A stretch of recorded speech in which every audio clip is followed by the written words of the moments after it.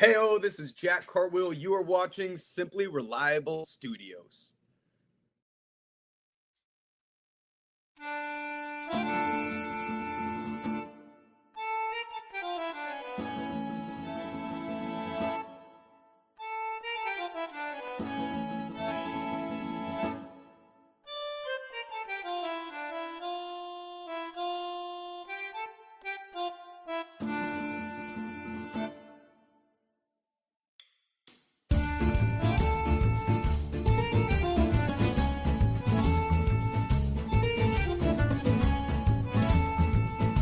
Hey, it's going to be a very short day, Sunday in Italy, with simply predicting this time because I feel like this show is the definition of throwaway.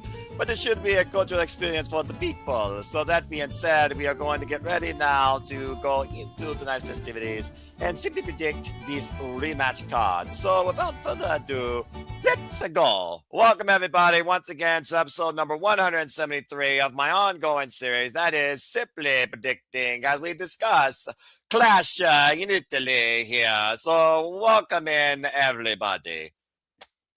Hello, everybody, and welcome in once again to Simply Predicting. You know what this is, for I am the Superman, the Superbrand, the voice of wrestlers for great for all professional wrestling, damn it, and my name is Noel Foster. So thank you all for tuning in, whether live or on demand. Please like, subscribe, comment, and tell a friend. And if you want to dictate the conversation, super chat, simple as that. And of course, the prediction lead form will be available once the stream concludes in the comments section and on my social media too. That being said, we have Emmanuel, we have JJ, so it's a simple trio. Let's go ahead and get this done. You all can enjoy wine, say dolce, and also sleep. And thank you for those that are already in the chat, including Darren G, Dave Scheffler, Safet, and of course, DJ. Appreciate you, man. I acknowledge you more than I acknowledge me, damn it. All right, now let's go ahead and introduce the panel. First and foremost, of course, one half of the MVPs, the VIPs, let's see what studios. It is, of course, one of the biggest. Emmanuel, how are you this evening, my friend? I'm doing good. Like, this pay-per-view should be interesting. Fortunately, I'll be probably seeing this pay-per-view when I return home from election duty. So I'm gonna see fun. What. Yeah. It's $135. So it's okay. It's per day. For 4 days, you're at the math. It's pretty good payday for 4 days. It's easy going and it works close, but I'll probably gonna see this later and not see social media and not spoil myself because I know how Facebook, Instagram, etc. will leave you the thoughts and like, oh my God, they shouldn't book this way and etc. I'm like, it's my own damn fault for not avoiding social media. That's fair enough, and Dave Scheffler, I appreciate you. That being said, buongiorno, JJ. How are you on this evening? Congrats on the article on NordicUL.com, my friend. How you feel about Clash in Italy? This is the night. It's a beautiful night. And we call it Bella Notte. Mamma mia, he had to bring Disney into the conversation. All right, JJ, how are you, though? Seriously, bro. Okay, fine. That's the article. When the moon hits your eye like a big pizza pie, that's amore. Oh, the typical Italian tropes, despite the fact I use royalty-free Italian music that is not even a Disney or even about the pizzeria, and you had to bring that in. Anyway, let's go ahead and get into this thing. I guess I'm the godfather tonight. What's going on, JJ, though? Seriously, how are you, my friend? Congrats on the article again, by the way. Thank you for reading it because like you said, you don't click, you don't scroll, you don't read articles, but in order for you to read that for me, that means a lot, my man. So thank you. I always support my friends. Bottom line. I'm doing good. Yeah, I don't know if Emmanuel read it or not. You know, my first ever article published on NoDQ.com. Yeah. I didn't know that, so I gotta check that out now. There'll be a link to it, folks. There'll be a link to it, folks, in the description down below once this video concludes. Yeah, I mean, it's something that was in my brain. I originally wrote it as a script for a YouTube video, and I was like, let me see if Aaron will take this. So instead of doing a TED Talk, you decided to just publish it as an article on the NotiQ forum. I still may turn it into a video because content is key.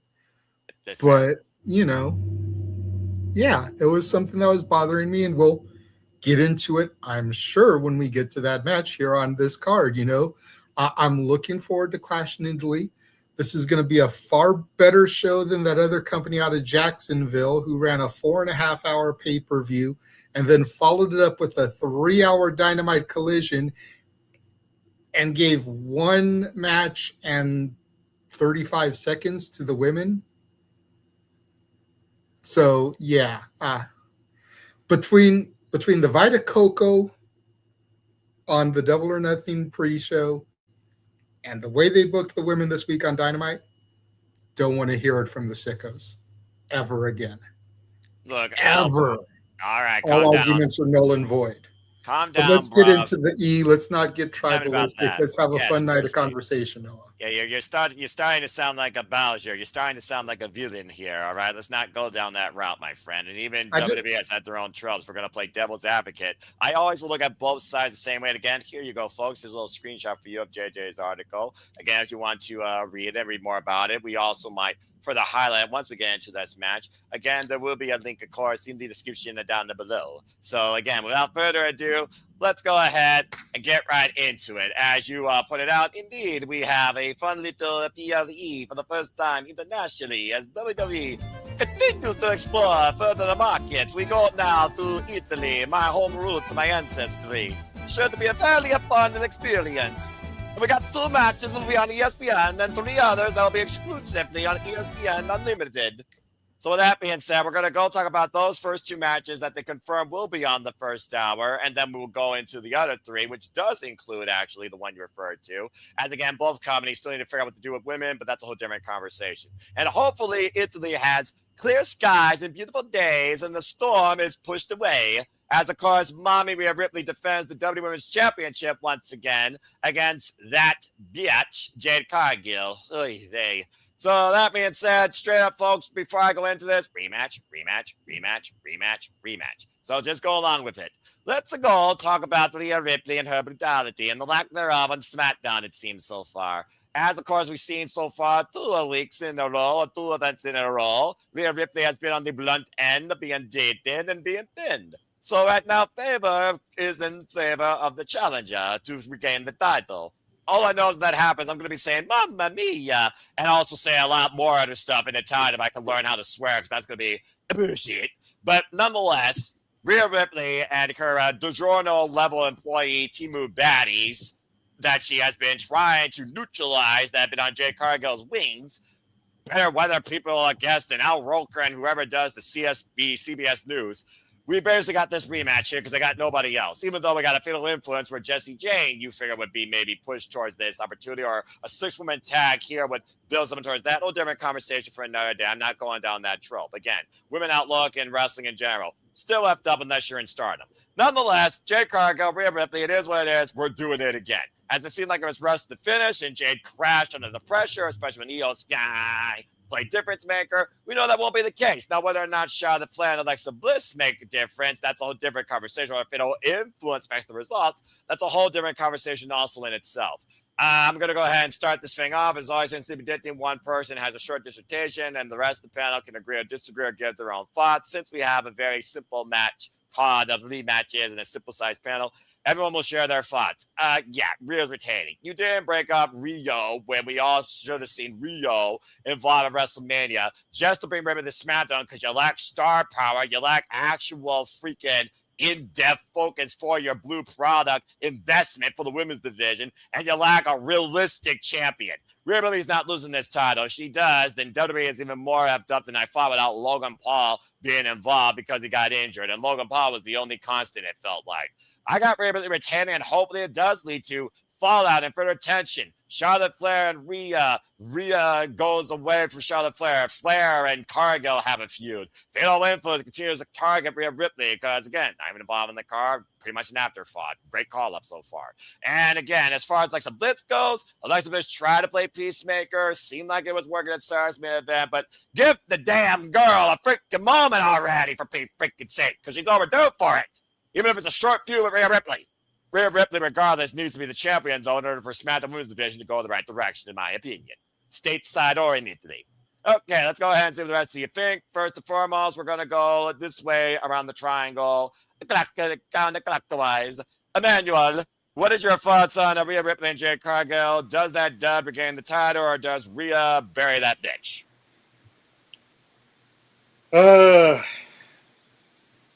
I'm over Rhea, to be honest. I'm not gonna lie. I'm over both. Yeah, it's like I don't know what to say about the division right now. It's frustrating where it's going. No, put this in mind.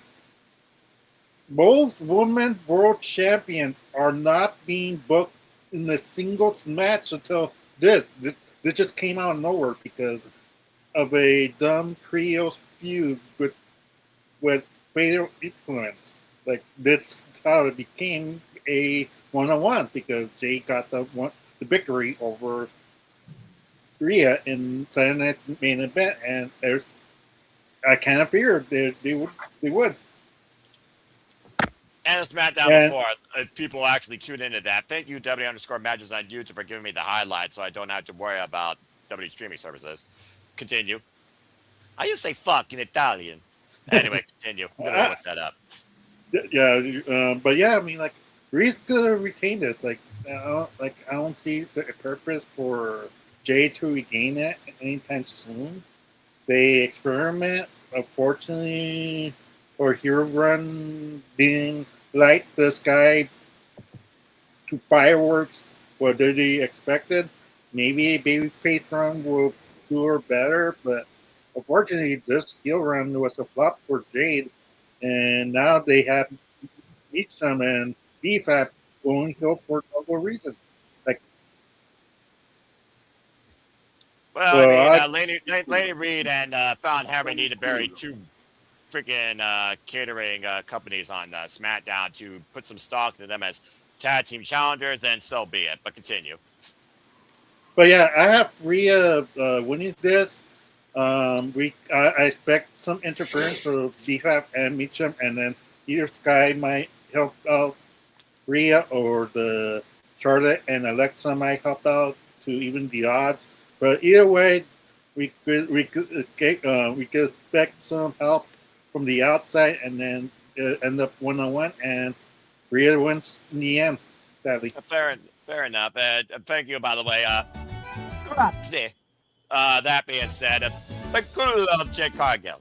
All right, that being said, so we got two for Rhea Ripley. All right, let's talk to the biggest fan of that bitch since she was the TBS champion in AEW. Hi, JJ.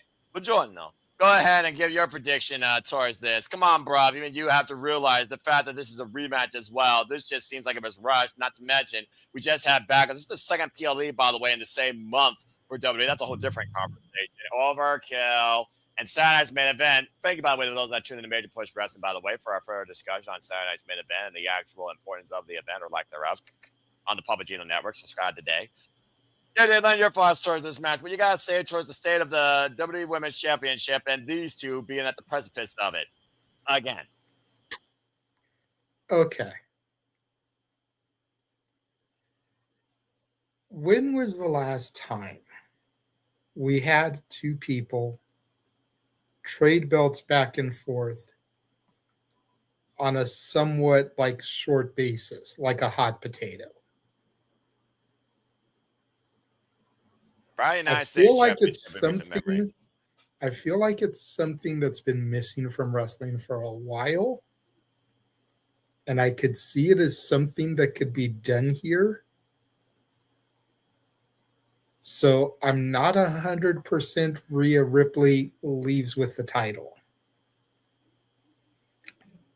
I'm about 85%. still freaking strong. It's still majority odds in her favor. But when was the last time we had two people trading belts back and forth? Like the last one that comes to my mind was Sammy Guevara and Scorpio Sky over the TNT title.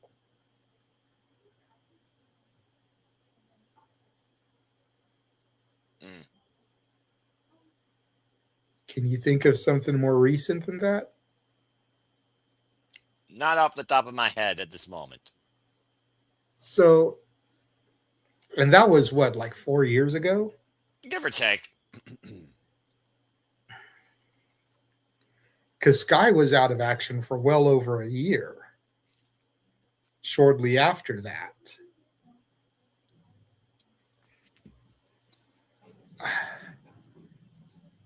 I don't know, man. Like, as far as the Temu baddies go, they've got the numbers in their favor. Rhea needs equalizers. Can Charlexa be trusted? Can Charlotte specifically be trusted to get the job done for Rhea? That would be the X factor. Right now, I'm going to say Rhea, but after SmackDown tomorrow, I may change my pick.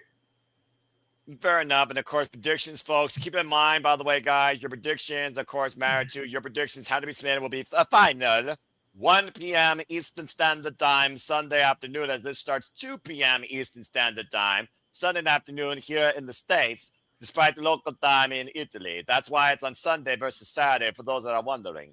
Also, keep in mind, this match, along with the other match we're about to talk about, will be also available for those simply with the ESPN channel, as the first hour of this PLE will be broadcast on ESPN streams before it's exclusively on ESPN Unlimited here for stateside users. And, of course, Netflix International gets the whole thing. But right now, we're all buying into the brutality, even if it is softer than DiGiorno pizza dough at this point. All right, let's go ahead and move on from there into the other match that will be involved in the first hour. And I'm very curious to see what y'all think about this, because the cornerstone of the WWE brand, I always thought, was the undisputed WWE Championship. Guess what? It's a soft burn. And this very well could be the opener. Believe it or not, these two are in the first hour. It's the Gunther versus the American Nightmare, Cody Rhodes, for the undisputed WWE title in the opening hour.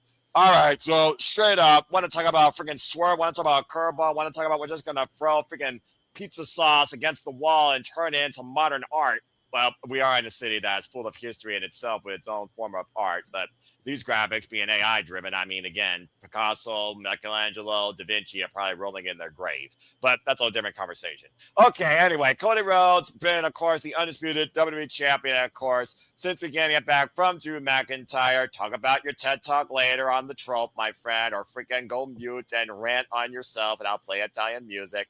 That being said, the undisputed WWE Championship, Cody Rhodes has held, of course, since beating Drew McIntyre prior to WrestleMania and beating Randy Orton in one of the worst main events of recent WrestleMania memory. And, of course, we thought, okay, who's going to challenge him? Maybe Jacob Fatu. Maybe Sami Zayn goes at him because he's pissed off. Maybe somebody else will rise from NXT and surprise like Carmelo Hayes when he was first drafted. Maybe somebody else in the SmackDown roster gets an opportunity that has been out of the shadows, like Ilya Dragunov, just to give us a whole new dynamic. But, oh no! We got the Ring General, because the Ring General apparently is not going after Brock Lesnar. So now we have the Ring General apparently drafted, transferred out to SmackDown as he signed the dotted line. And we've had these tensions build for this rematch. As Gunther, of course, has been trying to choke out Cody. Cody says, I'm not a hard man to find, but I am a hard man to beat. And ironically, as QB1 or the Nepo baby of this century, he very might be right. Regardless, the undisputed WWE Championship is on the line, and what I believe is going to be Cody Rhodes and Gunther's third ever singles match together, despite the fact they've literally teased the idea of one upping each other across multiple Royal Rumbles in the finale. So, bottom line, on a show that feels like nothing more but a glorified international house PLE with the flavor of Italy at the forefront, let's go ahead and see if you all believe there will be a new QB as the undisputed holder of the title that represents WWE. We'll go around the opposite order this time. Since I started the last time, we'll go with the Renegade. Just kick things off here for the first time. JJ, what do you think about this never-ending story of Cody Rhodes being at the top and Gunther being thrown into the freaking pizza oven? Do you think Gunther has a chance in hell, or is it pretty much a foregone conclusion? Again, first hour, everybody's going to see this. Does Gunther actually leave with the undisputed WWE Championship?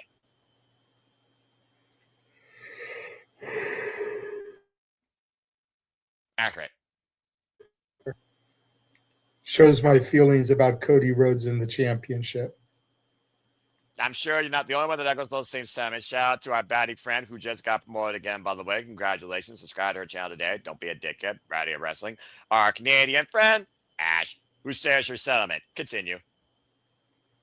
I'm more over Cody as champion than I am Rhea as champion.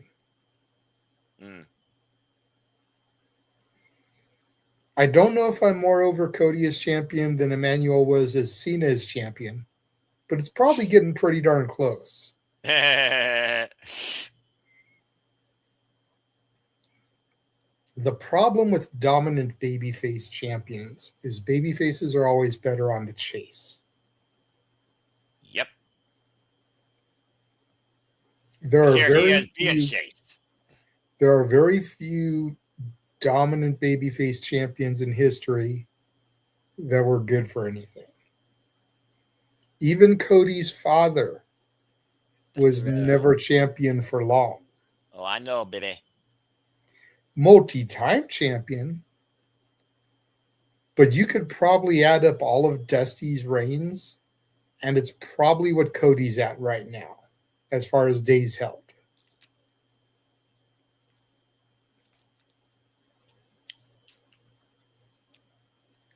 I think Gunther has a serious shot here, mainly because they're overseas. We're in Gunther's backyard, essentially. Europe.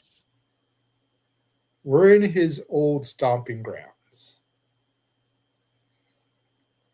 I would not be surprised to see Cody get booed out of the building and to see Walter get a massive pop.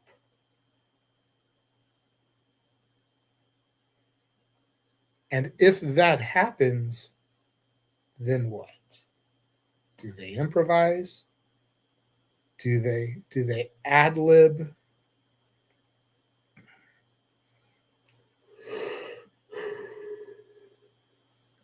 Do they call an audible? I think it's very likely. Again, we have SmackDown tomorrow. Opinions can change. Because, hey, I'm off. I can actually be home to watch SmackDown in all its 3-hour glory.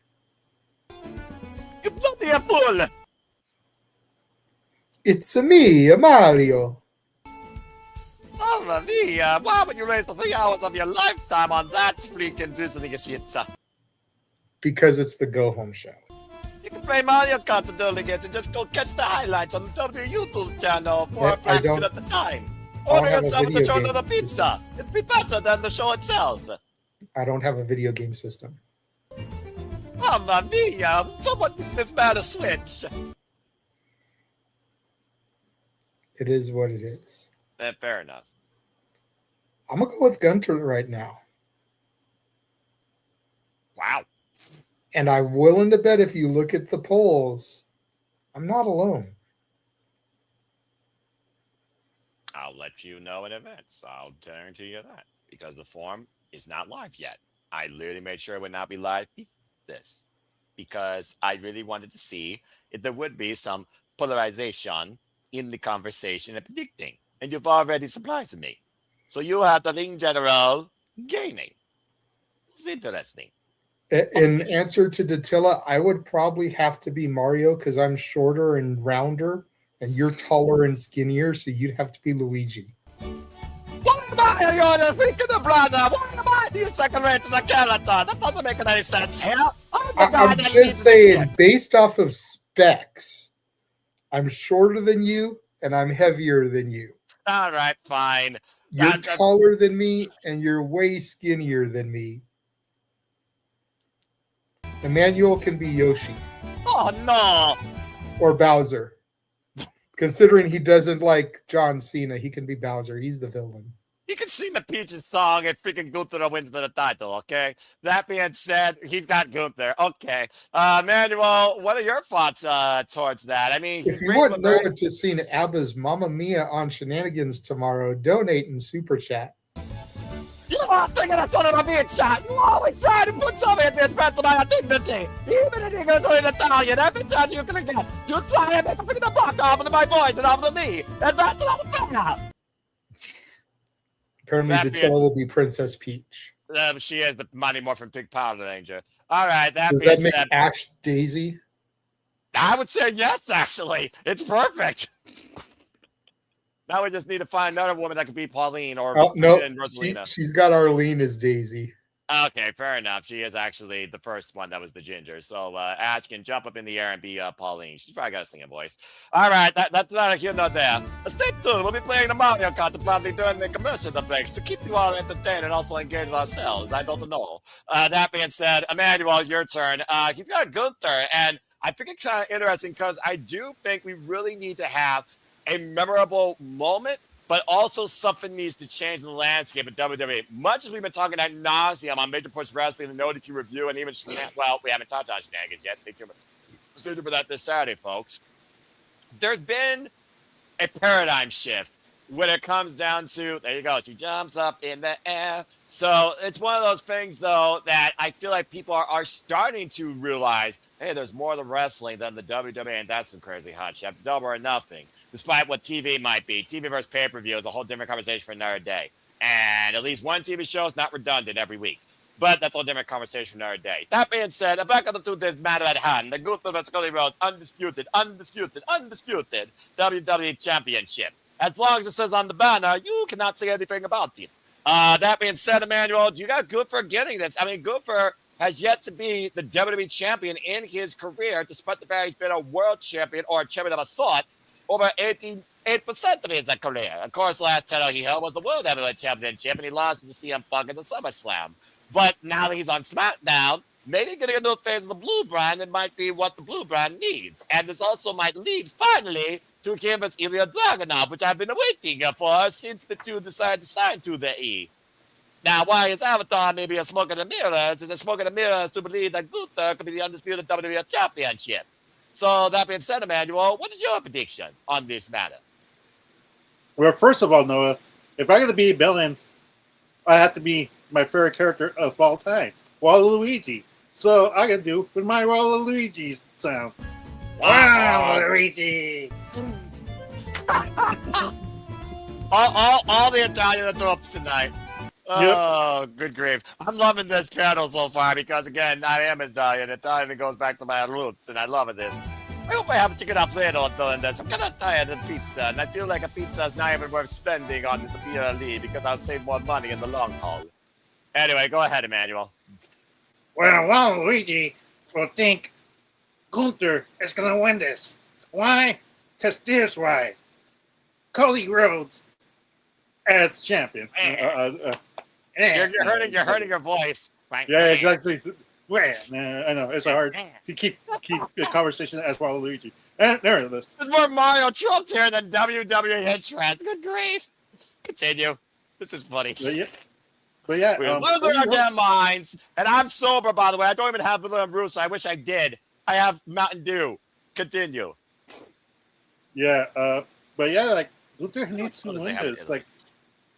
Like Gunther needs to win this. I feel like Cody Rhodes at champion is running his course. If the reins are still down, it's Cody Rhodes. It reflects on the champion that you have. Sadly, and SmackDown has not really improved in reign. It's gone worse. It's gone down, and there's a major reason, and it's Cody Rhodes' fault. Yes, he's QB1, and that's the problem that a lot of WWE put themselves into. Because they say he's quarterback one, we gotta use him whether you like it or not, and people the IWC International Wrestling community are fed up with that decision.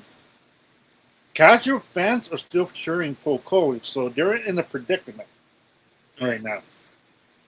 Should they listen to the casual fans who waste a bunch of money while eliminating the IWC plan, which is ironic because it's still working in the casual fan world, but in IWC we're over it. We're done with Cody Rhodes as champion. So what do you do here?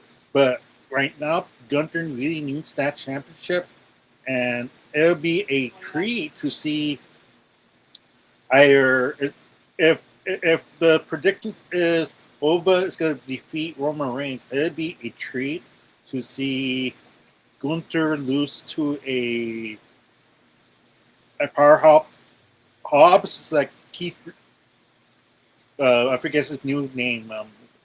Royce Keys. Royce Keys. Yeah. I got you. Royce Keys. Yeah. Royce Keys. It'd be a treat to see him win. It'll be also a treat to see Javon Evans win that WWE title against Gunther. Like, there's a lot of options and a lot of babyface that could benefit winning against Gunther for the championship, WWE championship, the undisputed WWE championship.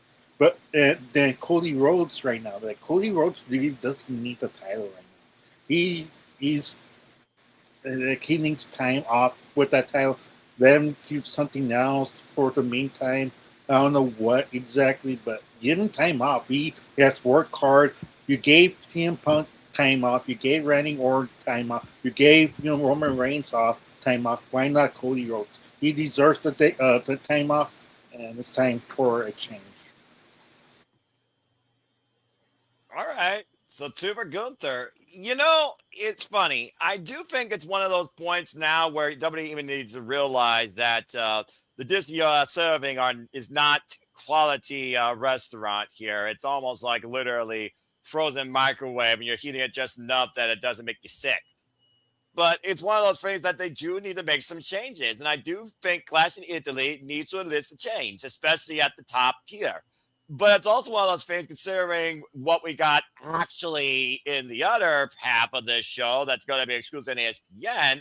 Where does the change truly happen? Where does it need to happen? I'm kind of on the fence with this too, like the both of you. But I do believe that Gunther should win this. And I kind of like the idea of the fact that we are in Italy and Cody Rhodes might be delivered as the enemy, that it might play in Gunther's favor. Because it's not about being the career killer or whatever the frick that gimmick was that died prior to WrestleMania, being perfectly honest. That's not even at the forefront here. It's just Gunther beating Cody Rhodes finally and also claiming the undisputed WWE Championship. So I think right now, I can't believe I'm saying this because it's rare I agree with both these yahoos, folks. I agree with the both of you. I think that Gunther should win the title. I think we do need a new face lift for the undisputed WWE Championship. Thinking about Royce Keys, thinking about Ilya Dragunov, Carmelo Hayes at the forefront that could go after the Ling de la Roll. I really like the idea of Gunther being the one that they oppose, because right now we're kind of just spinning our wheels, and I'm sick of it, if I'm being perfectly honest with you. So I think, honestly, especially with the Randy Orton agenda, we need a brand new undisputed WWE champion. I'm going to go with the Ling de la Roll Gunther too. So hopefully that we get an actual change. So that being said, we are so far unanimous, 2 for 2. All right, so let's go now into the actual show, shall we? And since we only have one women's match here, we are going to bring this forward as the addendum window, and the women will surf waves across the villas of Italy without the gondola. Let's go ahead and talk about the women's intercontinental title. As of course, this is a rematch for Sarah's main event that lasted less than 3 minutes. And of course, Becky Lynch, who acted like a spoiled prima donna, could not figure out Ruca's gymnastics for the life of her, got herself disqualified, and was a messy finish. Very forgettable. So it appears made official that now she will defend the WWE Women's Intercontinental title. You want to talk about something else that needs a facelift? I'm just saying. Okay, guys, straight up, you know how this goes. Of course, so Ruca surfed the waves to land right here on the main roster, Monday Night Raw, officially now signed to the Red Brand. Becky Lynch, the man, to be the man, you gotta beat the man, being everybody, one's underneath me, blah, blah, blah, Lady Gaga, blah, blah, blah, blah, blah, not wearing a beach suit, blah, blah, blah, not York wearing a swan. But I'm kind of over Becky Lynch, too.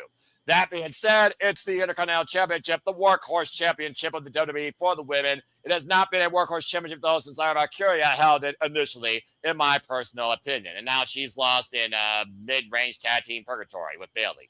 But I guess they're having fun together. But for me, so Ruca, she doesn't need to be a tag with anybody. She needs to stand on her own. The only way she stands on her own is if she wins this title, in my opinion. I think this should be, again, a night of moments. I think you take the chance with Ruca, as she really was able to surf high across the NXT North American division, in case you all forgot.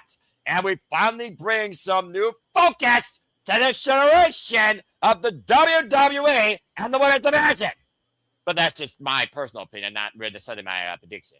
That being said, I start off on the first, you start off on the second. Emmanuel, you will start off on this one. So, Emmanuel, do you have a brand new WWE Women's Intercontinental Championship holder? With Ruca, do you have Becky Lynch retaining by hook and by crook, or by escaping faster than Mario on Invincible Star? Oh boy, I got a hot take. Oh, do you? So Ruca was not ready to come to the main roster yet. Ooh. Sad to say, because we thought she would bring promise, and we saw the Bayley match, and she looked promising. And we saw the Raw match, and she looked promising. But ever since she got called up, her Soul Snatcher's not been looking pretty.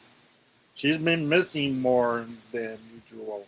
And I'm not sure if it's just the veterans not knowing the timing of the Soul Snatcher exactly.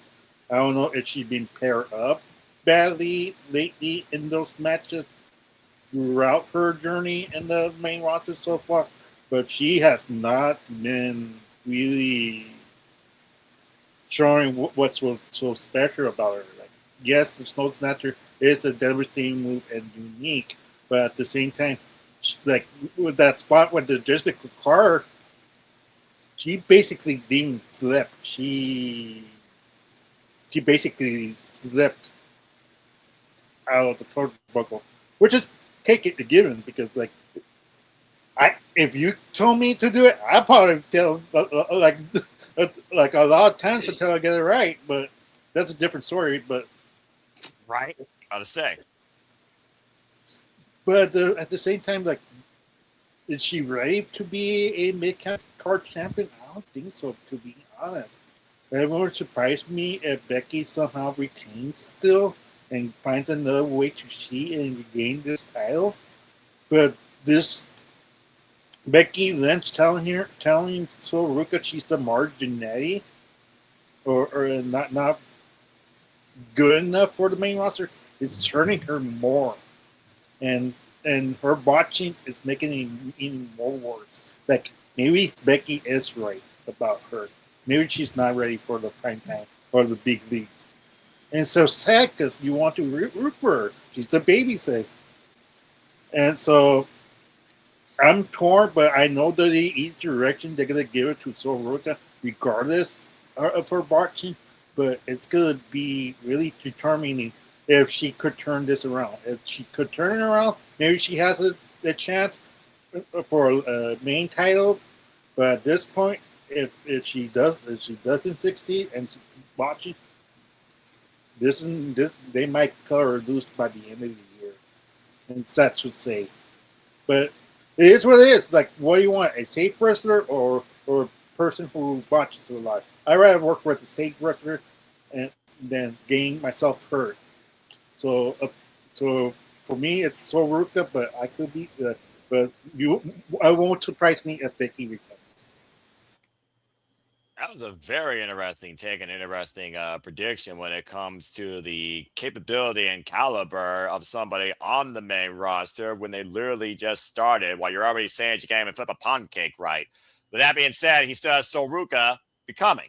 All right. Well, JJ, let's be honest here. This match, I feel like, is almost one of those things where they want to try and maybe correct what happened at Saturday's main event. I think they kind of rushed in what they were doing there. I don't think they were coordinated enough or prepared enough for it. And maybe this is a way to, try and actually create the match they wanted to do in the first place. It's one of those things, much like in Mario, you continue before the countdown hits 0 before it's game over. And again, this is Ruca's second biggest chance since she's arrived at Monday Night Raw after taking on Liv Morgan in her debut match, let's forget, and taking on Io Sky, the only one so far that scouted for the Soul Snatcher by just being out of distance from it. Neither here nor there, we don't know if Becky Lynch can survive the Soul Snatcher, and I think that's going to be a key element here. But much like Lyra and Becky and their feud, and Lyra breaking down after SummerSlam, I'm going to imagine how Ruca felt after what happened at Saturday's main event, and Becky for that matter. I don't think it just falls on Soul or the referee. I think it falls on everybody, including the Gorilla. So I really do hope that this is a redemption for these two in what you expect them to do. But that being said, JJ, what do you think? It just seems so sudden now. Literally 1 week, 8 days, we're running this back. And it just feels like to me that they are rushing things, but do you rush so right now into a championship versus prolong it? Because Becky Lynch is someone that could help her. Lady Gaga character or not, there's a reason why she's been a standard on the main roster for the better part of a freaking decade. What do you think, JJ? This is your NXT after all. And again, folks, go read this article as you see right here. And it looks like right now we are subtly frozen. So I'm just going to go ahead and... Okay. Let's get that. I have recommended everybody again. Not today. The Super Liable Studios, okay? Let's follow up today at Studio 2024. And follow the resurrection of Castle 18 Studios and Wrestling Interactive Games and Movies. Also, Culture Power Bomb. And the new adventure by the Dylan, Buddy of Wrestling. And then again, go enjoy your favorite dinner, whether it's a pizza or Alfredo or something else in between. Maybe I have some Allegrini. You've been playing the Mario Kart 8 lately, I have not. But I've also haven't had a freaking Switch 2 to play Mario Kart the World. And I want to try that game at some point too. But you do see we do have a serious problem with the WWE mid-card titles, especially for the women. With Ruca being the correction, that remains to be seen. Is that really the only question? I don't know. That being said, that's a great freeze frame. We're live, pal. Technical difficulties.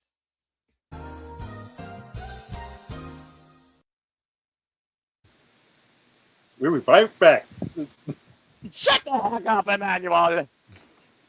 All right. What's the matter with you? No. What's the matter with you? You're the one that transferred to the commercial break, and I don't do the commercial instead of addicting. You know I don't do commercial instead of addicting. You know how angry I am to commercials already. You know how much I hate about advertising. And the fact of the matter, we're going to have advertising in Italy even infuriates me anymore. It makes my blood to boil. All right. That being said, well, this is awkward. Go ahead, Noah. I guess it's on me. Okay. Look, I want change to happen in the WWE. The only way that happens is if we see titles change hands. But let's see if JJ agrees. Hello. Hello, my friend. What happened to you? It's me, the Renegade. Mamma mia, we're punching already. JJ, your turn, though. Seriously, dude. What do you guys say regarding the Canelo title outside your article, by the way? Again, folks, give it a read and follow back to JJ Williams. And a new player has entered the screen. Please welcome Aline. Careful. Now, you need to be careful and be on your best behavior because she will throw the chocolate at you because she doesn't have a baguette. Hello, Arlene. How are you? I'm doing good. How are you, Noah? I'm doing fine. I'm having the fun here tonight. I'm still addicting as always, while, of course, the others try to drive me up a wall. You know, the usual stuff all the time.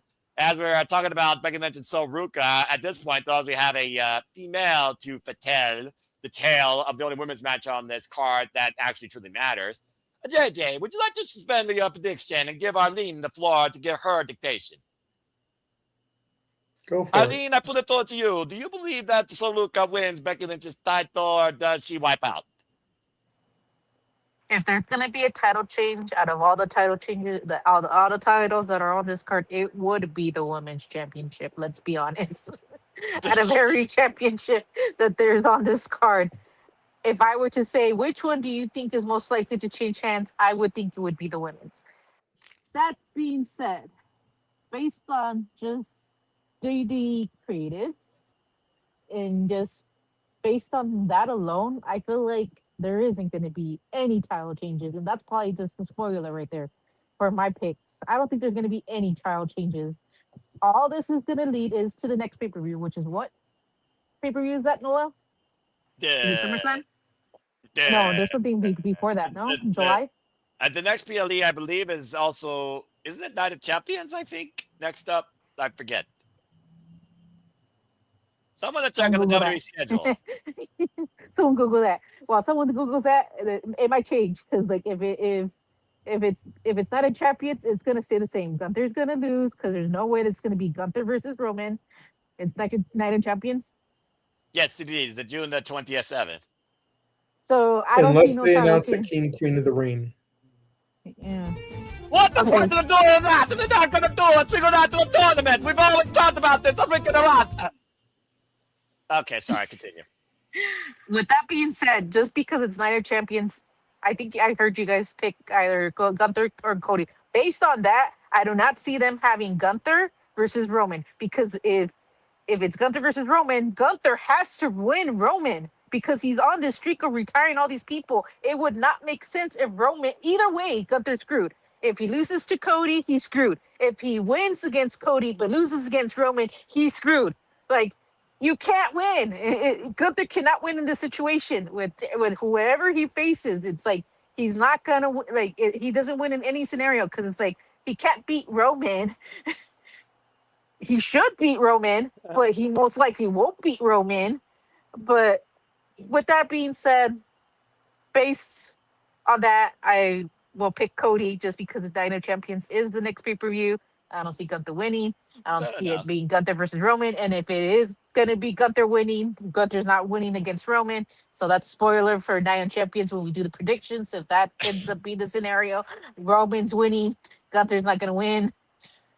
And for this one, Becky's winning just because WWE creative when it comes to the women, especially when it comes to the Intercontinental US Championship. They don't have any creative direction. So I feel like she's just going to retain. Thank you very much. Okay, thank you for that. But I just want to point out the crown jewel is where the world champions collide one-on-one against each other for the over-glorified ring and the photo op. It's not Night of Champions that they do that. They might just defend the titles or present them.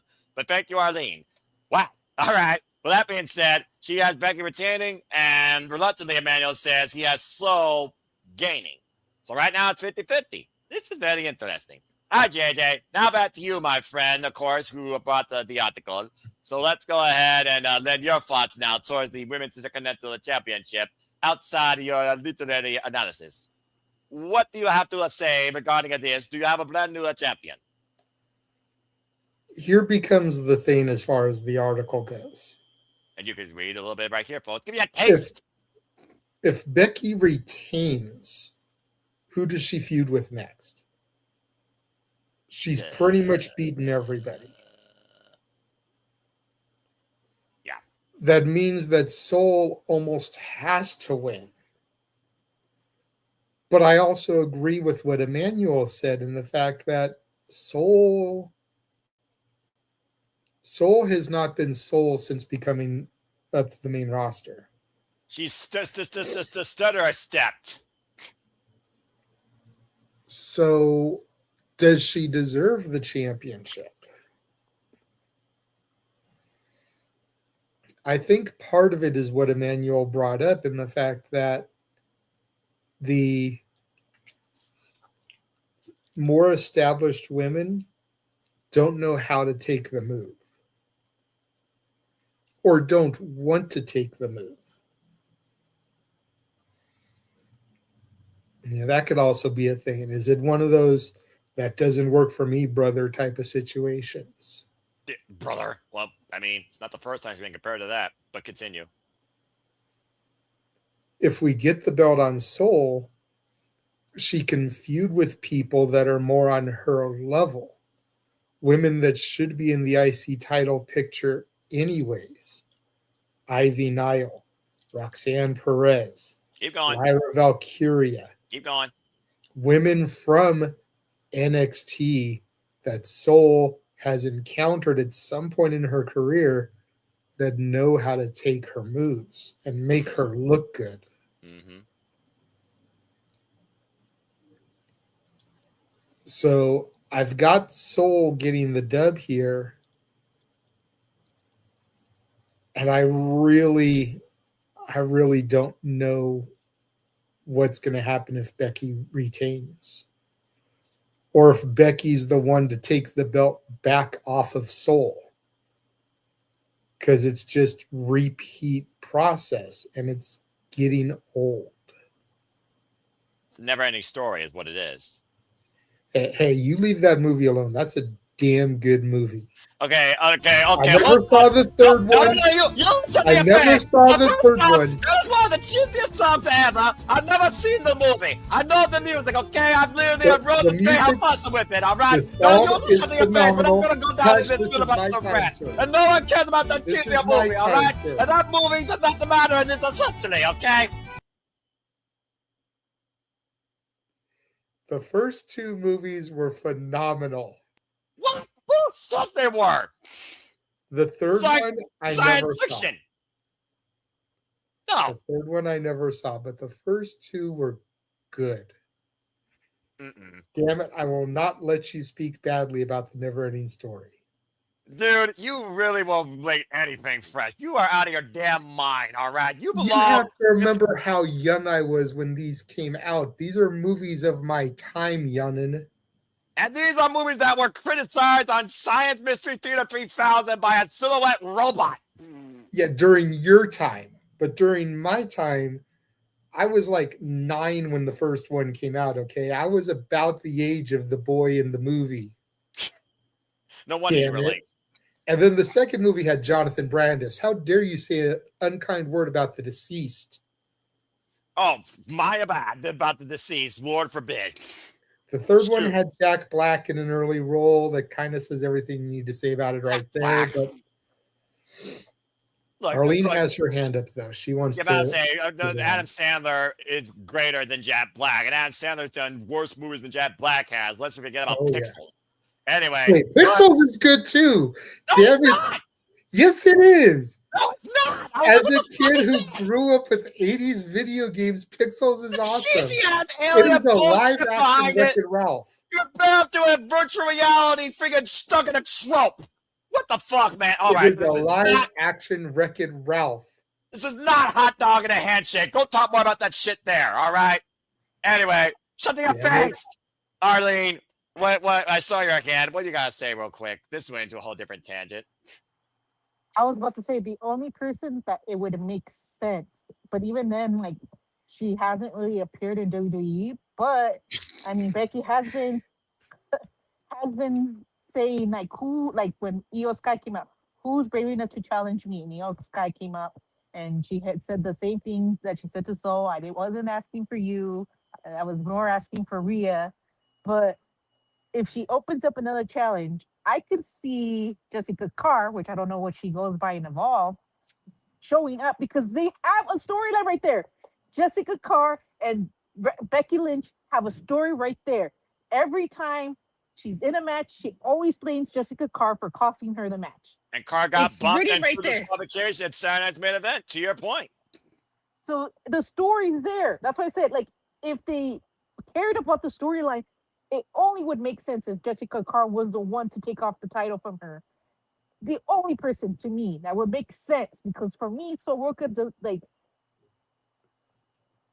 all the people that JJ mentioned. Io, I mean, Roxy is about a heel, but like Roxanne is the heel, but like Lyra's not a heel. Like you have more baby faces than heels. Though. But so to me, it's like it would make more sense if you have a heel champion. There is rumors supposedly that they're going to call Nikita Lyon up. So there could be another person that might, but even then, like I said, they haven't done any really the only person, like JJ said, because I read his article, good article, JJ, is that Becky Lynch has had the title 3 times. Who's to say she's not going to have it for the 4th time, 5th time, just because they don't have anybody in Raw. She'll be the Chris Jericho. She'll be the Chris Jericho of the women's division. That's what it's going to become. They don't believe in anybody else. Roxanne, I feel like she's ready. She's been ready for a while. Why they haven't pulled the gun on Roxanne is beyond me. Rant. But like to me, it doesn't make sense. Like there's so many people that are, I feel like, that are ready, and they're just not giving them the chance. And to me, it's like they're not going into the creative. They rather have Becky Lynch freaking hold this freaking title. And it just mind blows me, because it's like, if Soul wins this, yeah, she has different people, but Becky's gonna insert herself right back in here, and they're gonna give her the title one more time. We're gonna have 4-time Becky Lynch, and I don't want that. Just get her out of the freaking title picture. I would hope Rhea freaking shows up, or Charlotte, and says, "Oh, look it, you don't think you're not no longer good enough to be in the world title, that you have to settle for second best, because that's what the title means." To that, like, the Intercontinental Champion is second best to the world championship. Get me out of this full screen, because I'm done with her rant.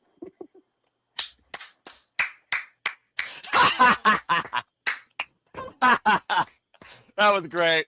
JJ, I recognize you. Go ahead, speak. That's why I return face back to normal. That was awesome. My only issue with what Arlene said there is putting the title on Jessica Carr. And I only have an issue with it because while some of us know she's a masked wrestler on Evolve, she's never had a match on the main roster. She was also previously a wrestler in MCW before she was even masked, by the way, or a referee in the WWE. So you're basically saying to put the Women's Intercontinental Championship on somebody in their first match.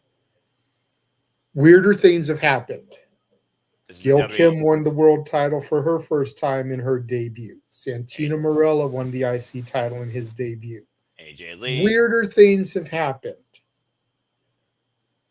But I think it makes more sense for Jessica Carr to fast count Becky down, have her lose the title to Soul that way, and then we can get Becky versus Jessica with no title on the line. Yeah, because again, I think that's what we need.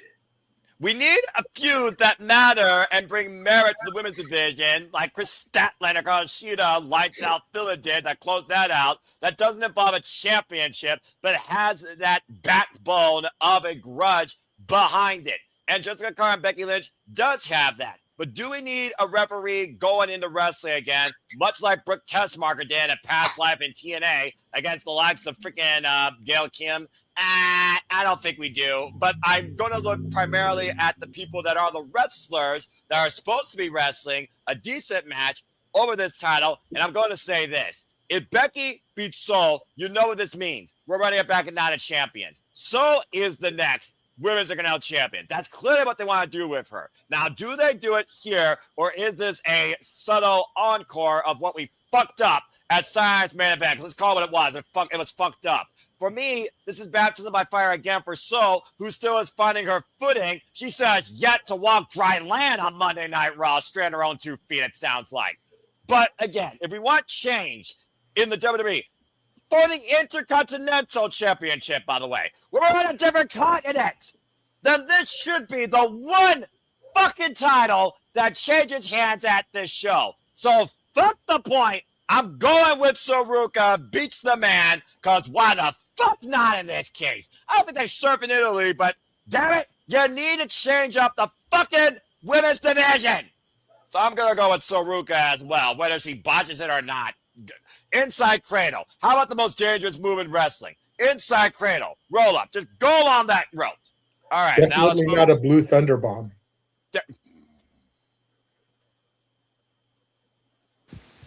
Oh dear, what happened? He left. Never mind. I'm not going to do that. Isn't that ironic, that the mighty roll up is more deadlier than the blue thunder bomb? You can use that sound effect all you want, but he's right. You both fucking suck. All right, moving on from there. So it's a and it's a Becky. Reluctantly, it sounds like. But honestly, all four of us kind of want So to do it because we're tired of Becky holding the championship because it doesn't do jack shit for anybody. Thank you. That being said, let's go ahead and move on for this freaking title run.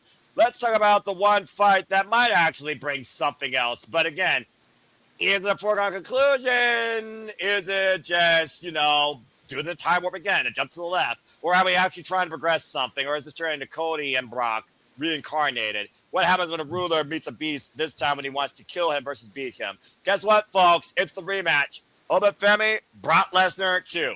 Not much more to say here. We literally called his retirement, quote unquote. At WrestleMania, 5 minutes and some odd seconds, Paul Heyman giving very passionate messages on Monday Night Raw. They made a great video Titantron package about his career. And then, tick, tick, tick, tick, tick, tick, tick, tick, tick, tick, tick. About a month later, he's back. And he F5s on Femi 1, 2, 3, 4 times. Since then, we've heard that he has signed the dotted line for the biggest rematch in WWE history. And Femi has answered in kind. Telling Paul Heyman deliver this message as we go back now to what is now the final chapter. This time, I'm not coming to simply fight Brock Lesnar to conquer him. I am coming to kill him. So Femi's pissed off. So this match is supposed to go longer than 5 minutes. Are we going to see how many F5s it actually takes? Are you going to try and lock him in the Kimura? Are we going to get a double count out? Is this truly the final chapter? Considering SummerSlam apparently is after 9 champions because they don't have nothing booked for July yet. Or are we going to get a trilogy out of this? Much like, I think to a degree, we all kind of were expecting at least a trilogy of sorts. If we're not going to run the Gunther and Brock Lesnar campaign, which I think is highly unlikely right now. This one's weird, but at least this one might actually lead to something different versus what everyone thinks is going to happen at SummerSlam. So let's go ahead and give everyone's thoughts towards this. And Arlene, since you have not been here to start off the match, you will start this one off. So Brock Lesnar, Femi 2, it's the encore. Do you see the same result or do you see a different story carrying out? What do you think? This should just be Oba winning. I mean, what are we doing? I asked the same thing. WrestleMania should have been his go home retirement thingy. Why is he doing this? I don't know. If he wins this, like I was hearing the no DQ predictions and everybody it was kind of a mix too, where they're a couple of them said they wanted Brock and then the other ones wanted Oba, but I'm like, Brock doesn't need it, and then it was just the perfect setup for WrestleMania. I don't think they need to do a trilogy to this match. If they do, it's and they do it in Minneapolis, and that's where he retires. It's to me, it's what are you doing with Oba after? If he loses, does Oba challenge him to the thingy, and then what's the stake? You retire? I mean, we saw him retire at WrestleMania. Here's another rant. We just saw this at WrestleMania. Why does WWE think we're stupid? We're not stupid. We just saw him say he threw up the eggs, people. WWE thinks we're so stupid that we're gonna forget what we saw freaking in April because now it's freaking, I don't know, in August, and they think we're gonna forget. They're gonna think we forgot the whole I can't believe he's finally retired. For good now. No, he retired at WrestleMania. You can't keep making me think this is an apple and it's really an orange. It's an apple, damn it. So forget how much you win. Stop making me think that I'm stupid, WWE. We saw what happened at WrestleMania. He even said in his freaking promo, he came out of retirement. Don't come back at me in freaking Minneapolis saying, he's retired for good. No, he retired for good WrestleMania. Stop making me think I'm stupid. I know what I saw. I know what I heard. Stop making us look stupid, WWE, because that's what you're doing with this stupid match. Thank you.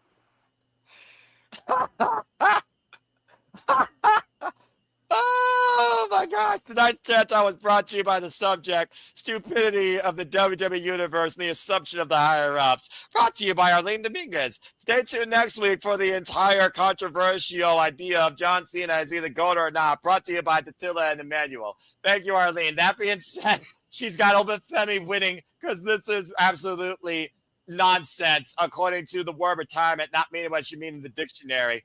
Thank you very much. And oh no, it just got a little crazier. Popping out the manacles on the streets of Italy, Charles Schultz has joined in, simply predicting. Charles, how are you this evening? We have won the crazy land. Yeah, thank.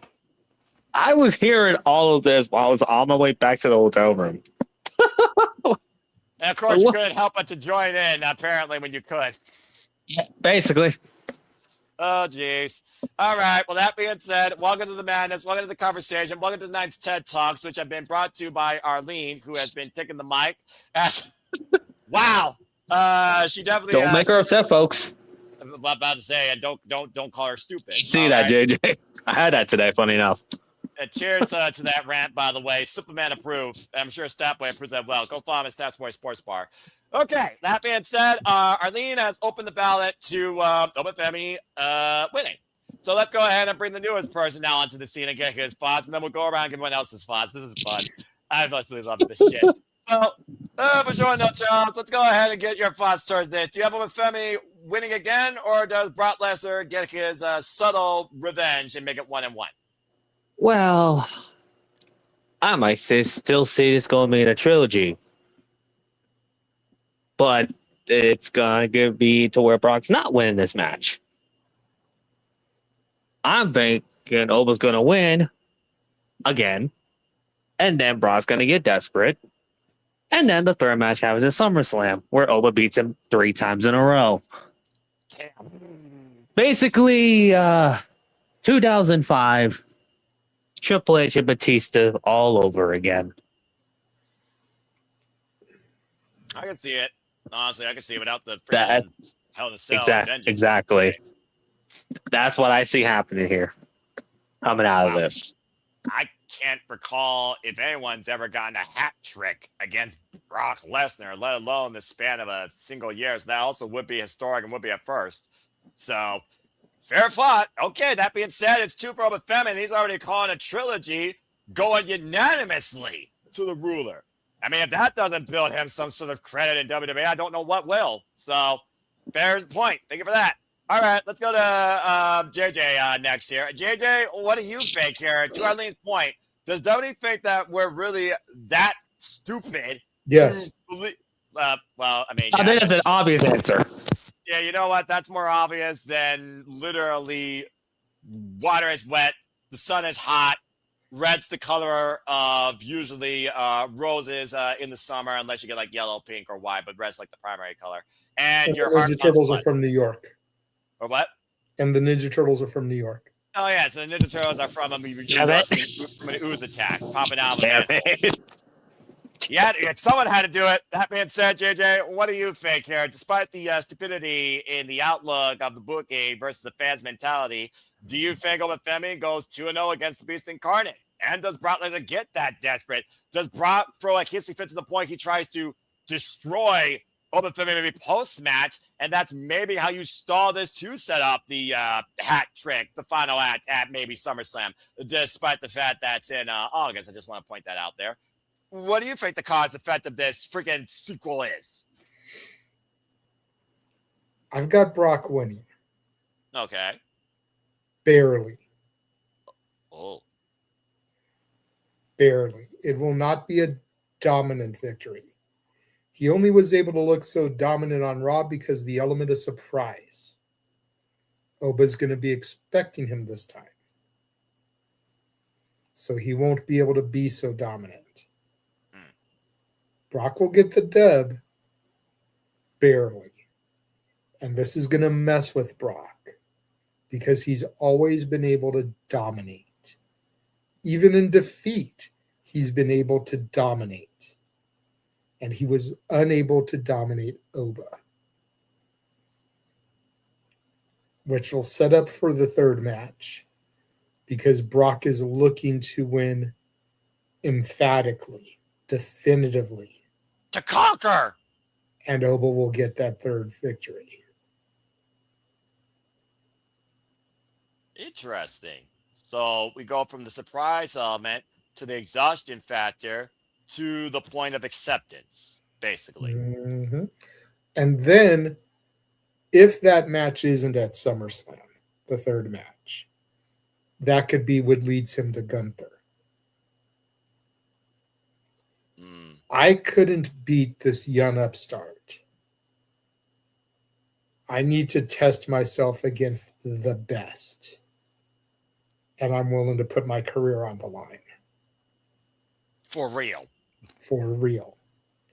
Because if you notice, and this was pointed out by somebody, I forget who, they made sure to stay away from words like retired.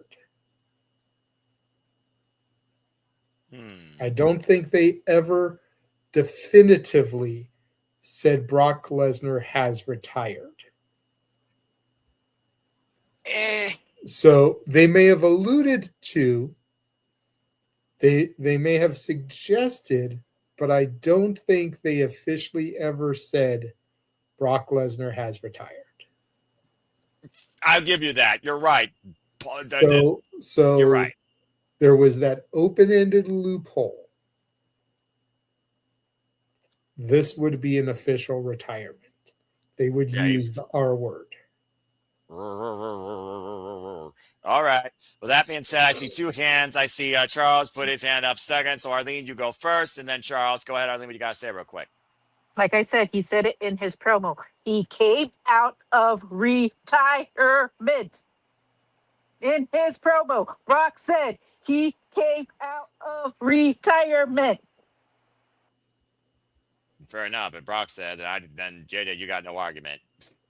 Just because Brock said it didn't mean that the powers that be said it. It doesn't matter to me. Anytime Brock disappears for a lengthy period of time, it could be taken as a retirement. Then Roman has been on retirement several times, and he's never said, I came out of retirement. It's wording, JJ. You do not say just because you take time off, I came out of retirement. No, because then Roman should be wording it differently too, because then he's been taking retirements every year after WrestleMania, except for this year. It's all about the way you word things. If he would have said, I came out after that match, did not use the word retirement at all, then I would give it to you. But the fact that he said he came out of retirement, you can't say, it's like, it goes back to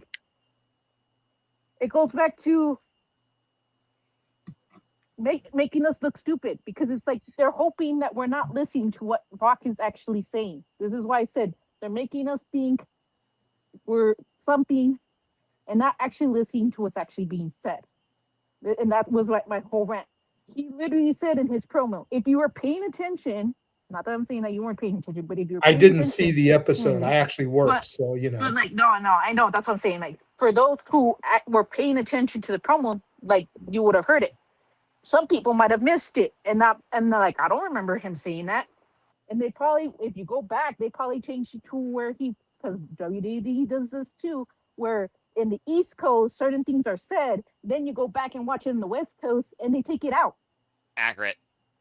So it's like, on the West Coast, maybe they didn't hear the word retirement. You see, like, WWE is so sneaky when it comes to these things. So sneaky. I've seen it myself, where I'm like, I go watch the East Coast feed, then I watch the West Coast feed, and I'm like, they changed certain things. Like, you could tell that they changed certain things, so that the people on the West Coast don't know what's going on unless you're on the East Coast and you see it. That's why I said, if you're in your West Coast, and they probably took out the word retirement, so that way when he actually retires in Minneapolis, you're gonna be like, oh, he finally retired. While people in the East Coast is like, wait a minute, like, in our feed he said retirement, and then they're gonna go back and watch the clip, and the complete clip is going to show the West Coast clip where he doesn't mention the word, and then it's going to make you seem like you're crazy. This is what they do. This is what they do. This is what WWE does. They make you think you're crazy, but you're not really crazy. But I'm just saying, like he said in his promo, if you go back in the West Coast, I'm not sure. I haven't seen the West Coast feed, but if they took out the word retirement, it's because they did it. I got it. Mama, the retirement. Okay, I get to the retirement. Was taken out of context. Okay, then. What, man? If I had a drink for every time you said the retirement, I'd be freaking dead on my ass. Okay, Arlene, I hear you, but we're spinning the same record. Oh, okay, I had to pull the needle out there at some point because swear every other sentence was retirement. If there's one thing that grinds my gears, the word of the day is redundancy. Thank you, Arlene. I love you, but seriously, we got the word retirement down into oblivion. Go buy a dictionary, folks, and learn what stupidity and retirement means and why WWE doesn't understand either. Okay, Charles, I see your hand. What do you guys say real quick? But freaking West Coast is a new world. The East Coast is the old world, apparently. The only thing I remember from that fame, you say retired beast, that's never said anything about coming out. He still says he's active retired. So it's weird. That's it. So there you go. And Noah, breathe. I'm fine. But No, you're not. Someone has to pull the needle off the record. If we're spinning the same wheel, and that being said, context aside, it is what it is when you deal with WWE, who believes the fans have the attention span of a TikTok short, which is 15 seconds, I think, unless that got changed. No one's being called out to be stupid, even if it's inadvertently maybe the company's mindset that they can still rely on Joe Schmo from Kokono and Cindy from Cincinnati and Callie from freaking Orlando or freaking Devin from Washington. Regardless, they have the outlook and they know it. Moving on, though, regardless, we're all right now saying Obafemi. And I'm also going to say Obafemi. Because, in my opinion, the scene we want to see is change. To elicit change in WWE, you have to push new stars. All right? And JJ, I know, is pushing right now for Brock to push this to a trilogy, I believe. And Oba, of course, winning ultimately in the end. Again, much like how we kind of saw the exhaustion factor with Cody Rhodes and Brock Lesnar. But it's just one of those things right now where they put so much stock into Obafemi. It's almost like a Gunther trope. If he gets a championship, okay, now what? How long before he loses it? What do you do afterwards? Does he recover it? Thankfully, I haven't hit that point yet. And everyone right now are just waiting for Obafemi and Roman Reigns. And that might literally be do or die for freaking Obafemi and for the biggest gem in a freaking coal mine that WWE has had out of this NXT, with all due respect. It's one of those things also where you literally have put this man into a program that brought Lesnar in his main roster debut. You can't fuck this up or you've already ruined him. So in a way, they have to make sure that Obafemi continues to look strong. And I think they realized that when these open challenges wasn't adding any stock, which is why they brought this back. And I think it was brought back for a reason. And I don't think it was brought to simply go 2-0, simply put. I think it was literally one of those things where Brock needs to be pushed to see if he can survive Obafemi, not beat him. And I think that's going to be the testament here. So I'm going to say that regardless, Brock gets pissed. Brock attacks Obafemi. Brock leaves Obafemi laid out. But I still think Obafemi is going to be running the winner, and I don't think the man's going to be done with each other. I'm going with Obafemi. That being said, Emmanuel, you're the last one, I believe, after we stopped saying retirement every other sentence, with all due respect. I also do believe that repetition can be a curse and can also be a very dangerous thing. And right now, this repetition, it sounds like to me and WWE, they belong in the same sentence. That's a different conversation. What do you guys say regarding Brock Lesnar and Obafemi? Well, I can understand both sides. I mean, like, Oba needs to face a diversity and challenges. You don't want to make him be so unstoppable. Then who's to defeat him? You know, type of trope. Because then the problem will die. Like, let's say, for example, let's say Jabon Evans versus Obafemi for the title, and Jabon Evans wins it. Fans will go, really? Jabon Evans? Of all the people? That's the only problem I have with that. That they're not gonna. He's gonna drop it to somebody newer or younger, because I don't think a current, like a veteran dethrone Uba at this point. It'd be more beneficial if it's a younger guy who benefit being Uba. That's why I bring Devon Evans as an example, and that's the problem right there. With Brock Lesnar, like I'm not sure why WWE did what it did. If if this was just a part of the storyline, why even unlace his boots and all of that big piece of gear on the ring? Why do that? That doesn't make sense at all. Why they had him bring back a month later just for a quick payday for a squash? If Brock Lesnar is saying that he just came out of retirement and he's going to stay retired after this, why does he need to win? Like, I hope, in a sense, Brock Lesnar gets beat up the same way as John Cena got beat up. I'm talking about like Oba dominates Brock Lesnar so badly and so definitively that people will be shocked. I can't believe what I saw.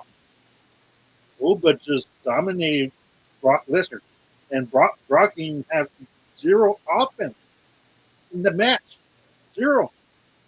He just played being 1, 2, 3. Like, he being so badly, they might call the match. He doesn't even need to defeat Brock Lesnar 1, 2, 3 or submission. They could just call the match. Like no, like Brock Lesnar is fighting back at that point, and they just give it to Oba. That's more of an impactful win for Oba that he beat so much Brock Lesnar that we can't believe it. We're shocked. Like holy crap, he knocked out Brock Lesnar. All right. Well, regardless, we can all agree on one thing. It's going to be a hell of a fight. I think it's going to go longer than 5 minutes. And I think, regardless, this is not going to be the last encounter. But we know that Femi has to look stronger in the end. Okay. And yes, big meaty brawl. And I also want to point this out here. If you believe in any way that your interpretation of what you see in WWE is affected by anyone's opinion, don't be afraid to speak your mind constructively, because sometimes people don't know how to necessarily vocalize or interpret what you may be feeling. Be considerate and conscious of one another's thoughts and opinions, and also as a student of FIU, respect your airtime and also watch your dictation. Thank you. Well, that being said, we've had a lot of fun. We've had a lot of Italian references, rants, and video game tangents. We've also had some unique polarizing predictions and conversation. But let's go ahead and get right down into the main sort of business. Let's go ahead and get to what I have to imagine has to be right. I mean, it has to be right. It has to be the main event. I'd be shocked if it wasn't, because it's tribal combat. And this tribal combat feels like, to me, the most serious tribal combat that we're ever going to see in WWE. Y'all know what I mean? Because little cousin wants to take everything. And originally it wasn't about being the tribal chief. It was taking everything from the tribal chief. If Jacob Fatu wins, you will be acknowledging a new tribal chief, as everything is on the line. It's Roman Reigns versus Jacob Fatu for the second time. After Backlash, where Jacob Fatu was on the verge of being fired, let's call it what it is, folks. And of course, he was able to pull out a blood oath that goes all the way back to the Nali family's roots in the Nali tree, tribal combat. Roman Reigns couldn't back down because, again, he is the head of the table. He has to defend that honor, that spot. It is that trial where you truly show whether you serve or you will be served. And for all we know, someone might be serving a pink slip after this. But when you think about a guy that was left on the outside, grinding for everything, while the prodigal child was able to earn, take, hold on, and seize everything, that's the story here when it comes to this internal, like I said, civil war developing, I think, in the Anali family tree. And it's reaching a boiling point right now. Now, whether or not this truly is sell one-on-one or the Usos come to the aid of the Tribal Chief or play a factor, or some of the outside parties, we've seen L.A. Knight, kind of getting involved maybe in Bloodline business because he wants to obviously confront whoever holds the World Heavyweight Championship. Long overdue. I know one person far to the right of me definitely agrees with that. It's one of those things, though, that just feels like, to me, Jacob Fatu humbly said in that Ed segment, either way, I have a job, man. Nothing changes. But what will you do when you have to acknowledge me? Yeah, know what I mean? So the thing here is, can you imagine a future where Jacob Fatu is reduced to Roman Reigns' lapdog? Can you interpret a future where Jacob Fatu is now the guy that you literally acknowledge to and serve? And as this Roman Reigns experiment just went gone like that, and does he take a short break till SummerSlam? Again, let's go around the horn and see what y'all think is the future of not only, let's call it what it is, the head of the table, the Tribal Chief, and for that matter, the WWE World Heavyweight Championship. So let's go ahead and start with JJ. JJ, this has been a really weird, like I talked about with Gunther and Cody, way to segue things after WrestleMania since CM Punk with MIA. I'm just saying. And again, it's still in the family. At the end of the day, it's still in the family, but Jacob Fatu as the one to acknowledge to, that never was on my bucket list as far as the World Heavyweight Championship goes, or even 2026. So could you see that as a reality? Or once again, does Roman Reigns win? And if Jacob Fatu, he's got a job, maybe he'll actually get everything, but he just has to make sure to do Roman Reigns' bidding. And could you see Jacob Fatu doing that? What do you think happens here, man? What's the outcome of Tribal Combat? Feels like an endgame to me. Before I get to your questions, could you do me a favor and read Datila's comment here? Yeah, it says, I believe in...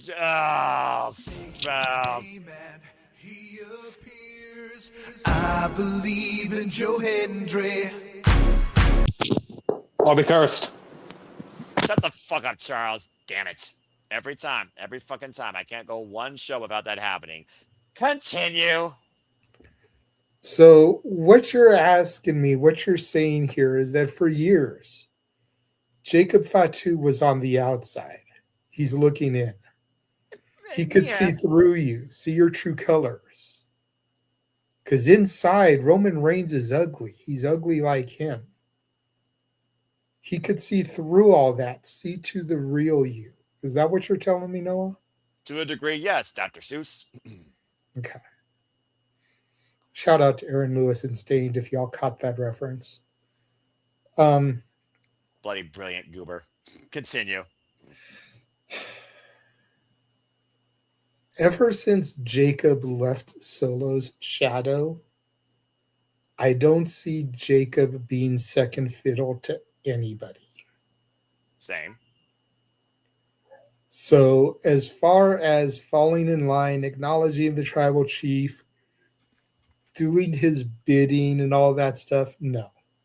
I don't see that for Jacob. Jacob Fatu is world champion. I do see that at some point.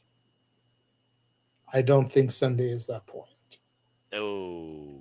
You don't sign Roman Reigns to a contract to be full-time through SummerSlam and take the belt off of him before SummerSlam.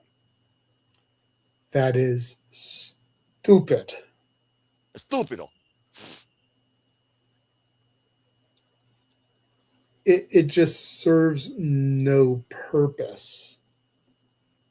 The soonest I could see them getting a belt off of Roman, and I still don't think it happens, mind you, would either be Night of Champions or Saturday night's main event in July, because then you could run the match back at SummerSlam instead of Roman lose, leave with his tail tucked between his legs until he decides to reemerge again. But you don't pull that trigger here. And don't give me the whole, oh, Roman's not going to Saudi Arabia. We haven't heard it from a reliable source. I didn't hear We've that. heard it from dirt sheets. And I'm not going to take anything away from some of the dirt sheets that have said it, because a lot of times they end up being accurate. I'll take your word for it. I read none of them. But I just don't see them signing Roman to this full-time deal for him to miss a PLE during that run, especially with all the bonuses that they get for Saudi. Roman, being a money man, is all about stacking that paper. He's going to take that payday. Just like Vanilla Ice took that payday to be in Teenage Mutant Ninja Turtles 2, The Secret of the Ooze. Fair enough. On both tangents. I understood that reference too. So that being said, you got Roman Reigns retaining. I acknowledged my tribal chief. Okay, then. Let's go ahead and see if the rest of the panel acknowledges what you threw down and also acknowledge the tribal chief. We'll just go. And how many of them acknowledge Aaron Lewis, damn it? Because that is a sleeper song from a sleeper band, and I might actually be going to see them in concert in October. I mean, really? Yeah, they're actually doing a reunion tour, 25th anniversary of that album. That's crazy. Talk about it's been a while. Makes me feel old. Well, you're on the outside. But that being said, let's go ahead and move on. It's been a while since I've heard their music on the radio. It's been a while. No, kind of right. By the way, great song. Now that we're here so far away, let's continue through this far away. Go ahead, yes, let's fade from you to Emmanuel. I know what I'm listening tomorrow morning. That being said, Emmanuel, what's your thoughts towards this? Do you acknowledge your tribal chief, or do you think that Fatu seizes the throne and everything that comes with it? Well, first of all, Noah, I've never acknowledged the tribal chief because I felt because it's the same formula. It's for me. I could see the process when I saw Roman Reigns getting pushed. I'm like, they're trying to make John Cena 2.0. They're making he's trying to make the cool factor, and it worked. They were doing it all for you. Yeah, I get that. And it worked because you just literally it's just the price you pay when you play the game. I know. It's all about the game and how you play it. Continue. I know. I just stating facts right now. Because I never followed, even though he turned heel, I never followed Roman Reigns because I knew what's going to happen. But nevertheless, a lot of people who were complaining about Roman Reigns' reign, like it's being faced once he turned heel, people were excited. Let's see what it goes to, and then see if it actually does something. Basically, is what you're saying.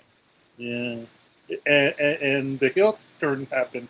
And we got the same matches. Anyways, that's not what I'm talking about. For me, Jacob Fatu needs to win this. Because if he doesn't acknowledge his dispute to continue again for a door match for him to lose again, that does not make sense. And to see Jacob to go, I acknowledge my tribal chief in defeat, makes him making worse. And it feels like it'll downplay his cool factor, that the street cred, all that, it's gone. It's vanished. Would it be the wrong decision for him for Roman Reigns to lose that title? It doesn't hurt him. He's still going to be popular. Would it be a more interesting match, probably, to see who could dethrone the psychotic, predictable man of a Jacob Fatu against an Oba Femi? That would be a hell of a match in SummerSlam. That's a fair point, actually. That does sound like a wild affair, honestly. Continue. It'd be because it'll be a little bit different and a little bit more unpredictable. Because we're already saying, it's going to be Roman Reigns versus Oba Femi, and we're thinking Oba Femi is going to win SummerSlam. Or if it's not, he's going to win it in WrestleMania. he's going to win the Rumble or the Chamber, facing Roman Reigns again because he defeated him and he has something to prove. In WWE logic, that's a good storyline for him to follow up if he loses in the SummerSlam. Because we talked before how Oba needed a adversary, a reason to lose, and him losing against Roman Reigns for the first time, it's not a bad show because Roman Reigns is the top man. So who's to say Roman Reigns is a adversity to go over the hump? So he needs to be chasing a little bit longer. So either way, like if I feel like if Jacob needs to win this, if not, I think it's gonna kill his momentum. I don't think because people are still doing his catchphrases. No brakes, no gas, no brakes. All gas, no brakes, but I do see what you mean. So you think Jacob Fatu needs this win? You're going with Jacob Fatu winning? Yes, that's why I played my manual card. Oh, son of a bitch. Ah, damn yes, it. I was hoping just one night you can avoid that trope. Just one damn night. Bloody hell. Because I feel like everybody's going to pick Roman Reigns to win. So that's why I'm going to make it official. My official pick, and I don't care if I'm in my of my own. I hope Jacob Fatu wins this title and make a difference because we've been complaining how Reigns have been going down, and it's the same predictable champions, Roman Reigns and Cody Rhodes. At this point, if we're talking about Gunther winning the title, we need to consider Jacob winning the title and see if his heel run goes anywhere. If it does, even if it's a short reign and he loses back to Roman Reigns, it's okay. At least you're experimenting. You see where it goes. If people actually boo him or still cheer him on, at least you know it's going to the right direction. Okay, we have a champion in the future. Maybe we save it in a future day for a longer reign. But it's not the end of the world for him because he's had so much years and promising years to get that championship and have a longer reign. Okay, fair enough. Interesting subtangent with a lot of fair points to consider, I think. And you definitely gave us some food for thought. I could already see JJ's gears turning because I all know how well this man loves to use long-term storytelling to his advantage. And you might just something create a long-term story with Fatu and Roman outside what I think is going to be an inevitable Survivor Series War Games and now a freaking family Civil War blood feud inside Team Fatu versus Team Roman, but maybe I'm just speculating. But thank you for that, Emmanuel. Okay, Arlene, in a simple matter, let's see if you acknowledge your brother. Do you agree with Emmanuel, or do you think Roman Reigns is going to retain? Do you acknowledge your tribal chief? Listen, I can rant about this one, but I won't because you told me to keep it simple, so I will. I feel like this one we just keep it simple. So I will keep it simple. The storyline is all too similar. This is why I say Daily Creative just likes to copy storylines. We saw this with Solo. Redundancy. What happened when they were fighting for the Hula Fala, and what happened when Solo lost it? He was supposed to acknowledge Roman Reigns, and who was there wanting to follow Solo's lead? And when Solo didn't do anything, who got on his case because he didn't do anything? Now you're telling me, because I think I know where this match is going. You're telling me that now Jacob is going to me, honestly, be a hypocrite because he got on Solo's case for not doing anything right away. You're telling me that, like JJ said, that he's just gonna sit there and follow Roman's lead when he loses, because I feel like he's gonna lose. WWE, like I said, not very creative. So what do I think is gonna happen? I think Roman Reigns is gonna win. Jacob's not gonna fall in line, just like Solo didn't want to fall in line. And yes, they did say that Roman's gonna be on this European tour. They didn't say what dates. I don't know whether it's like consecutively or whatever. But if it isn't consecutively, because I don't know what the dates he is scheduled there. But let's say if he doesn't show up after the two Clash of Italy, sorry. He could be written off for a while. So this is Watch. where this is where I feel like they're gonna have Jacob destroy Roman, where he's gone for a little bit, for 2 weeks. Roman comes back,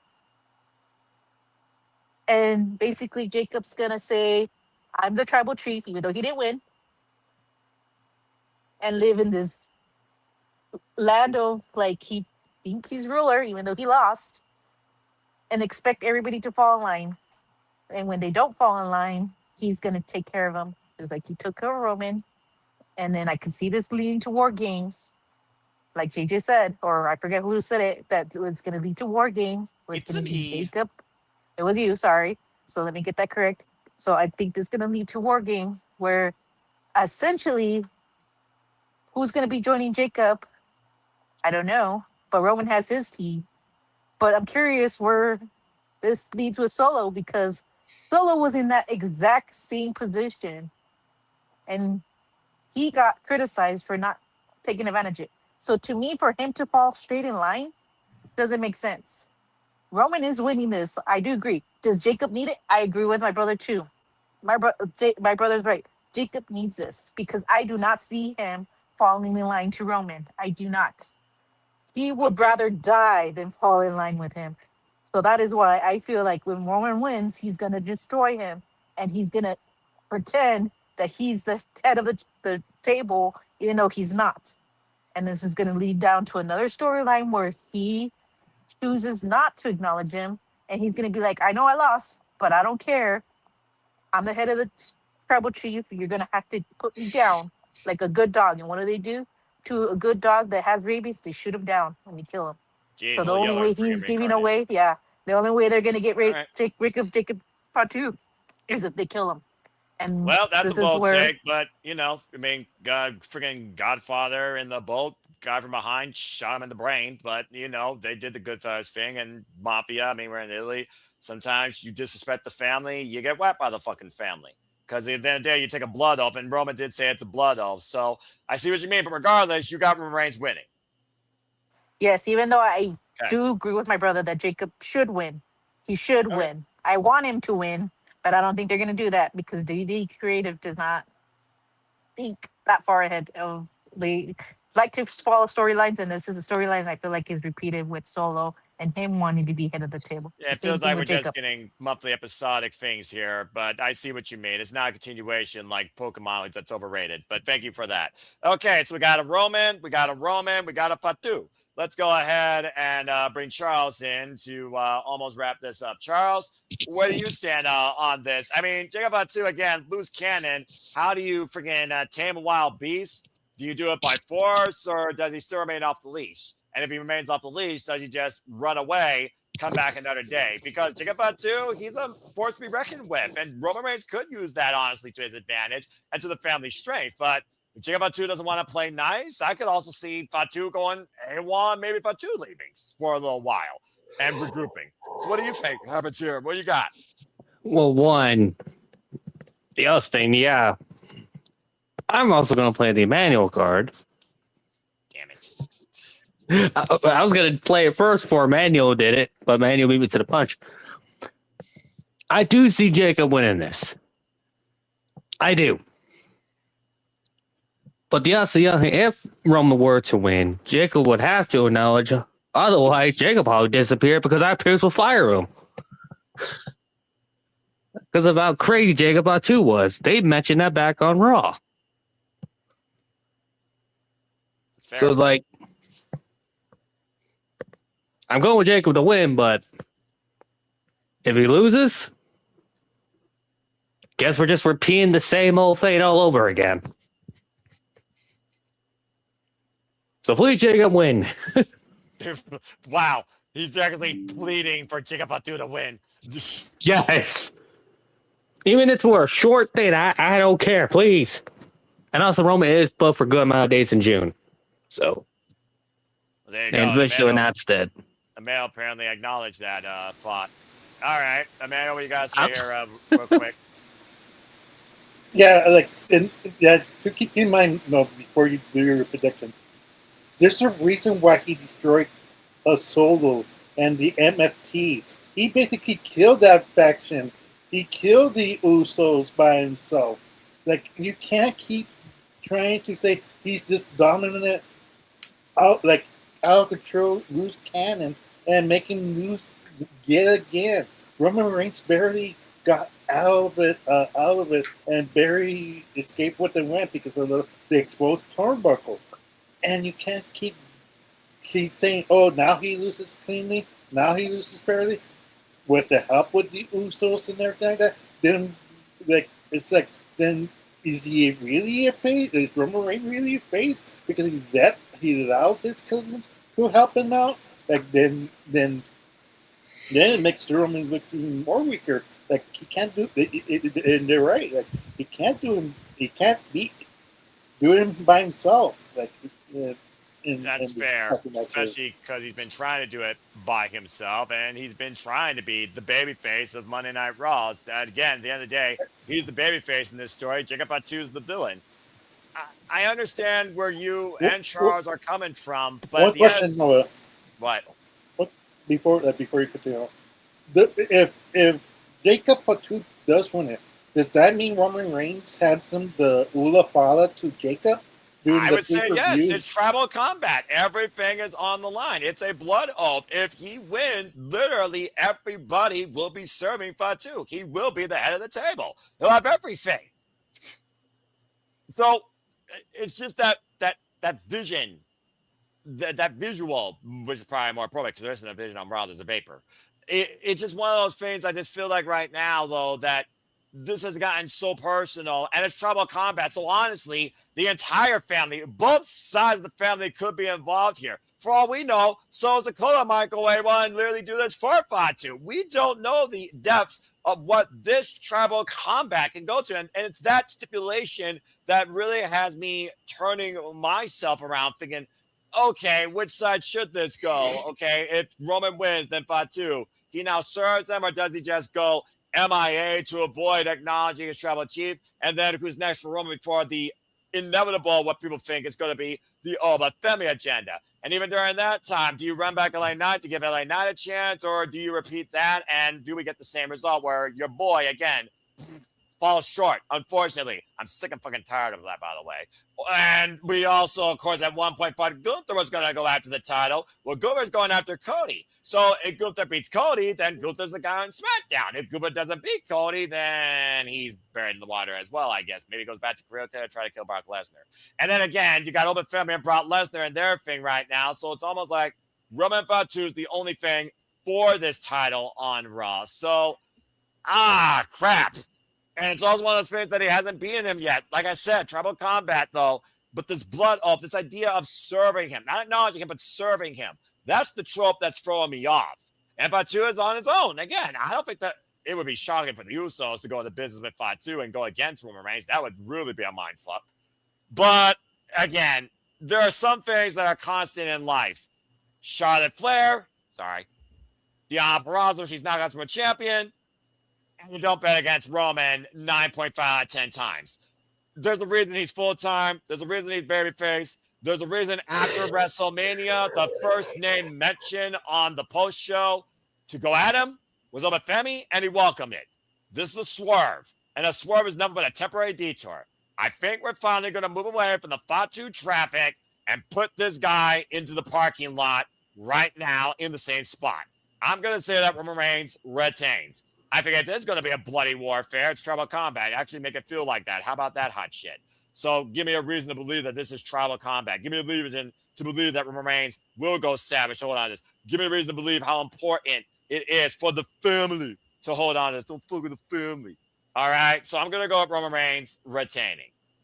Well, that being said, folks, that's Clash in Italy. So again, what are your predictions? What are your opinions on this? What feels like a glorified house show of everything being a rematch? Do you think any titles change hands? Do you think any change is seen in the WWE? Or is it more of the same? Let us know your thoughts in the comments down below as we get ready to conclude. Jade, I do see your hand. What you got to say real quick? This is Clash in Italy. Yes. WWE is known for their nostalgia. Yes. What are the odds that we get Salvador Sincere, Santino Marella, the FBI. You're all about those cameos. Some kind of comedic, doesn't have to be in ring, backstage interaction with these Italianos of past. You got a better chance of Danhausen cursing little Guido than what you just put out there. Hey, you say that, but correct me if I'm wrong. WWE working relationship with TNA, Santino Marella, TNA. Just saying. I hear you. Is there any? I know Aaron Rift likes to say highly unlikely in all likelihood. Is there any possibility of any of these things occurring? Much like wearing a condom during sex, you still can get an STD. The answer is yes. Okay, but that being said, let's. I mean, we Backlash Puerto Rico. We had Carlito. We had Savio Vega. Just throwing it out there. I mean, that's fair. 4 years ago at Clash at the Castle, we had Solo Sikoa debut. Oh, that's true. You could get another Hoodie Man. Do we get another member of the Bloodline debuting here? And who do they assist? Well, with a special singing line of when Drew McIntyre lost that title. We don't talk about that. But we will talk about Noah Foster singing ABBA's Mamma Mia on the Shenanigans Saturday night. $25 super chat. No, I'm too tired. I'm not going. Not going on a rant. No, I'm not doing it. I will remain in control for the duration of these plugs. Mm-hmm.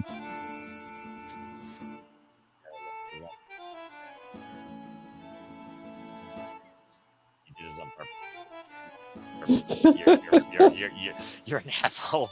You're a freaking asshole. Oh, you love us, Noah. The French national anthem right now. Don't even go there. I'm dealing with these people on a daily basis, and yet they still cry to me like a blood feud. I feel like this family, I need to redefine my objections to them and their priorities.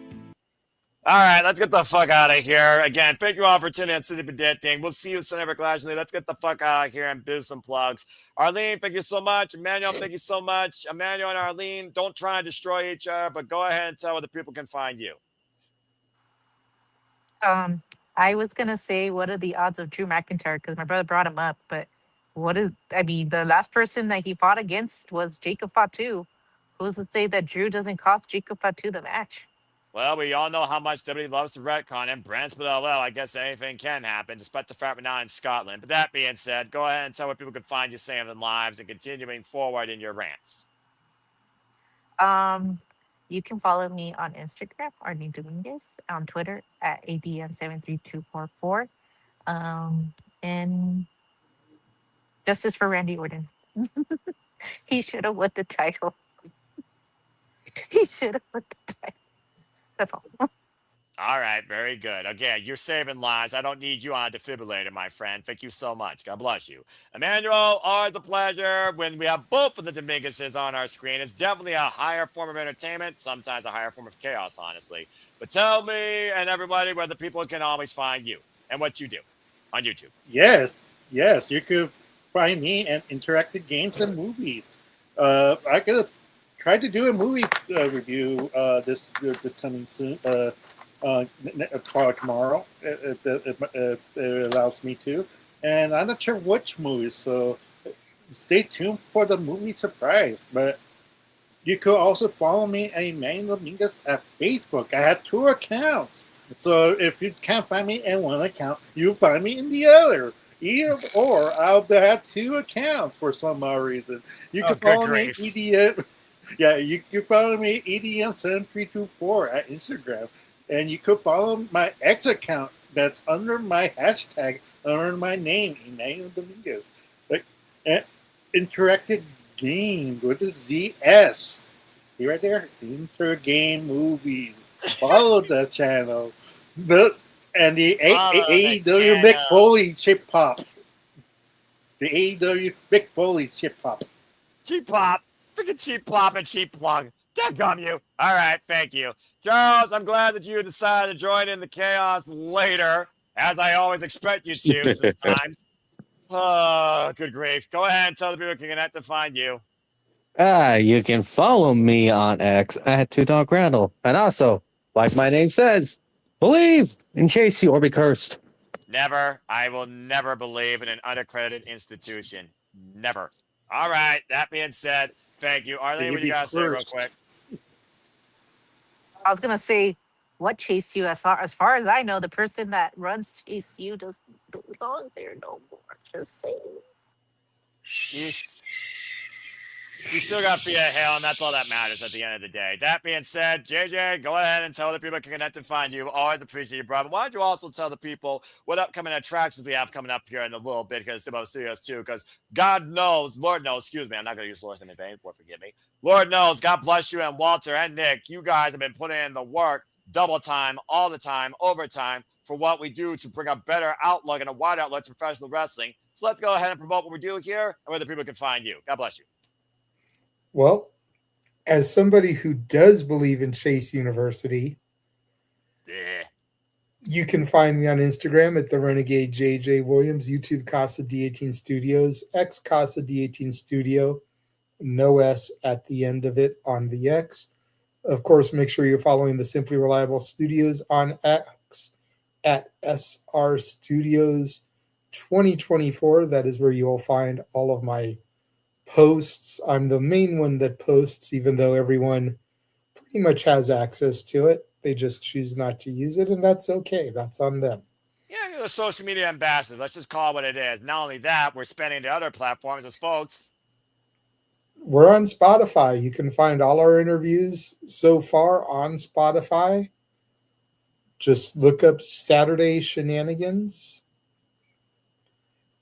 Tomorrow, 3 o'clock Eastern, noon Pacific, myself and Walter will be talking to Kid Bandit, the recently retired Kid Bandit, about to launch T for T Wrestling, which is an organization featuring some of the top trans and non-binary talent in professional wrestling.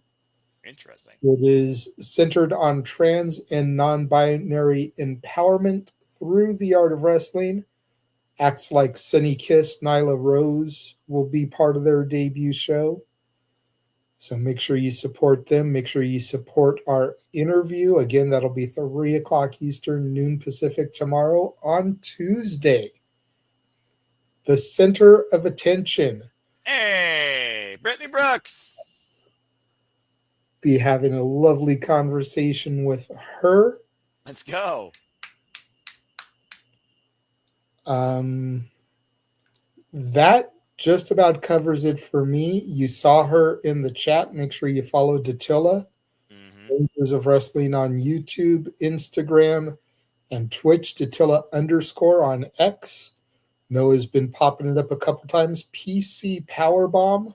That's Pop Culture Power, in case you're all wondering what that stands for. Note to self, by the way. Get rid of the bird. It's a freaking black and white X. Continue. PC Powerbomb on Twitter, on X. Bro, if you look at them, all of these have the bird still. Okay, We need to update them. The bird is dead. The bird's been dead for the last daggum freaking couple of years, I think. Anyway, continue. The Trashmen told us, and Peter Griffin beat it into our heads. The bird is the word. That is such a horrible shit. That is true. That is such a fucked up TV show amongst so much other media. But anyway, okay. Thank you for that. Make sure you check that out. I did write a script for what could be Datilla's first Pop Culture Powerbomb episode. I saw somebody posted a reel on Instagram. I forget his name, but it is credited in the script. And he was mentioning how, and this might bring Charles on camera, how the Power Rangers Ninja Turtle crossover episode made the Power Rangers part of so many other universes because of the stuff that the Ninja Turtles have crossed over with. So I kind of break all those things down in a script. Datilla may or may not do a video on that for one of her first videos. Things like Batman, things like Bill and Ted, things like Star Wars and Star Trek, all now are part of a universe that contains the Power Rangers because of that one crossover with the Ninja Turtles.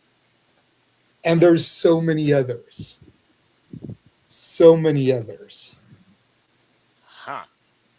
Well, I mean, again, what has not been portrayed somehow in a New York dark-like environment? I'm just freaking saying. But, okay. Well, that being said, thank you for that, JJ. Okay, man, I see your hand. What you got to say real quick? All I want is now that JJ's talked about it, I want a War Games, the Ninja Turtles versus the Power Rangers, with Casey Jones as the 5th guy for the Ninja Turtles. That would be a hell of a match. Dude, That's you're putting me actually a solid idea. Either Casey Jones or Splinter. Splinter can get in there because Hamato Yoshi was a badass motherfucker. Don't mess with him.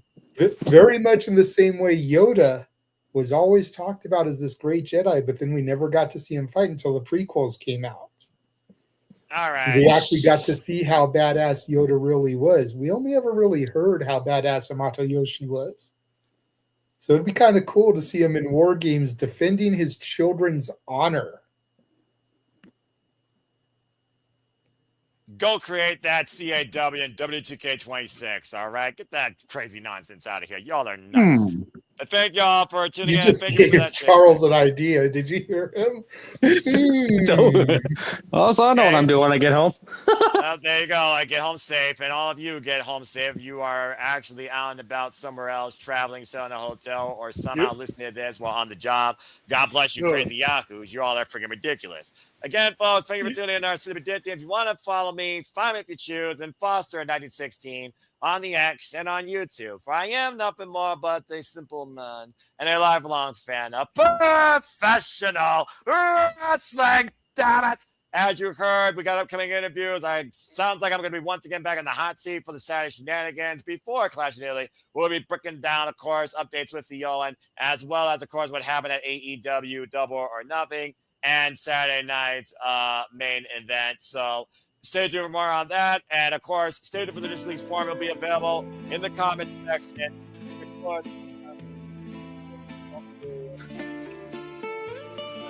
YouTube channel. You all know what to do. Again, I don't know if I'm covering this on Sunday. If I am, I don't know with who, but stay tuned for our coverage, Clash in Italy on ESPN. Shout out to my brother Papagino, Phyllis Petition. We'll be breaking it down, Petition Postmortem, 6 p.m. Standard Time, Monday night. And that's all I gotta say for now, as I remind you, don't ever fuck the family. But also on the winners, no losers, no betters. Just fans on appearances, fans on share. We're going to continue to cover the Owen. We'll see you next Wednesday for that. And all right, that's enough of that. Shoot, my voice is already tired enough from covering AEW last night for freaking 3 hours. But seriously, as I like to remind all of you, as I'd like to remind all of you, there are no winners, no losers, no betters. There was 2, by the way, in case you lost count. Oh, that's okay. There was one when I left to go to work. They added one after I left. I'm always going to bring the accuracy because that's what I do as a connoisseur of all things wrestling, JJ. You should know that by now, bruv. So with that being said, botch politely on your part, but I respect you. And I also respect all. Oh, bloody hell. And I also respect all of you, as I'd like to remind you, there are no winners, no losers, no betters, just fans of opinions with this passion we all share. So at the end of the day, support one another, respect each other, protect your mentality too. Treasure your families, no matter how much they drive you batty. Shout out to our Canadian Financial Base. Subscribe today, Back for Wrestling.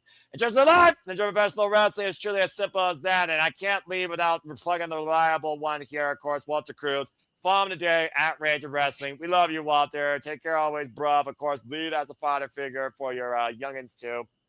And as always, hit the subscribe button, know this video goes live, man, and hit the YouTube channel, so you have the Simple Apple Studios banner. And hit the subscribe button, I assure you, the creativity, the content, the madness, the predictions, and the passion's not going to happen anytime soon. And again, as I'd like to remind you, the focus on Wednesday night Dynamites will be for the Owen Hart Foundation tournament. As the matches took place during Dynamite, but we decided to do the collision because we're not in thoughts.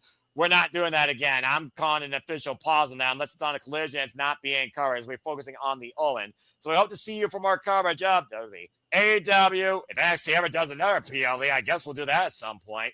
TNA, that's got theirs next month. Of course, the next Super Things will be for TNA's anniversary. AEW for Bandor and WWE Clash. I mean, Night of Champions. And NXT has nothing. So, again, stay tuned when NXT has something. I don't know. Jake Doyle returns. Something. Damn it. So, anything could happen.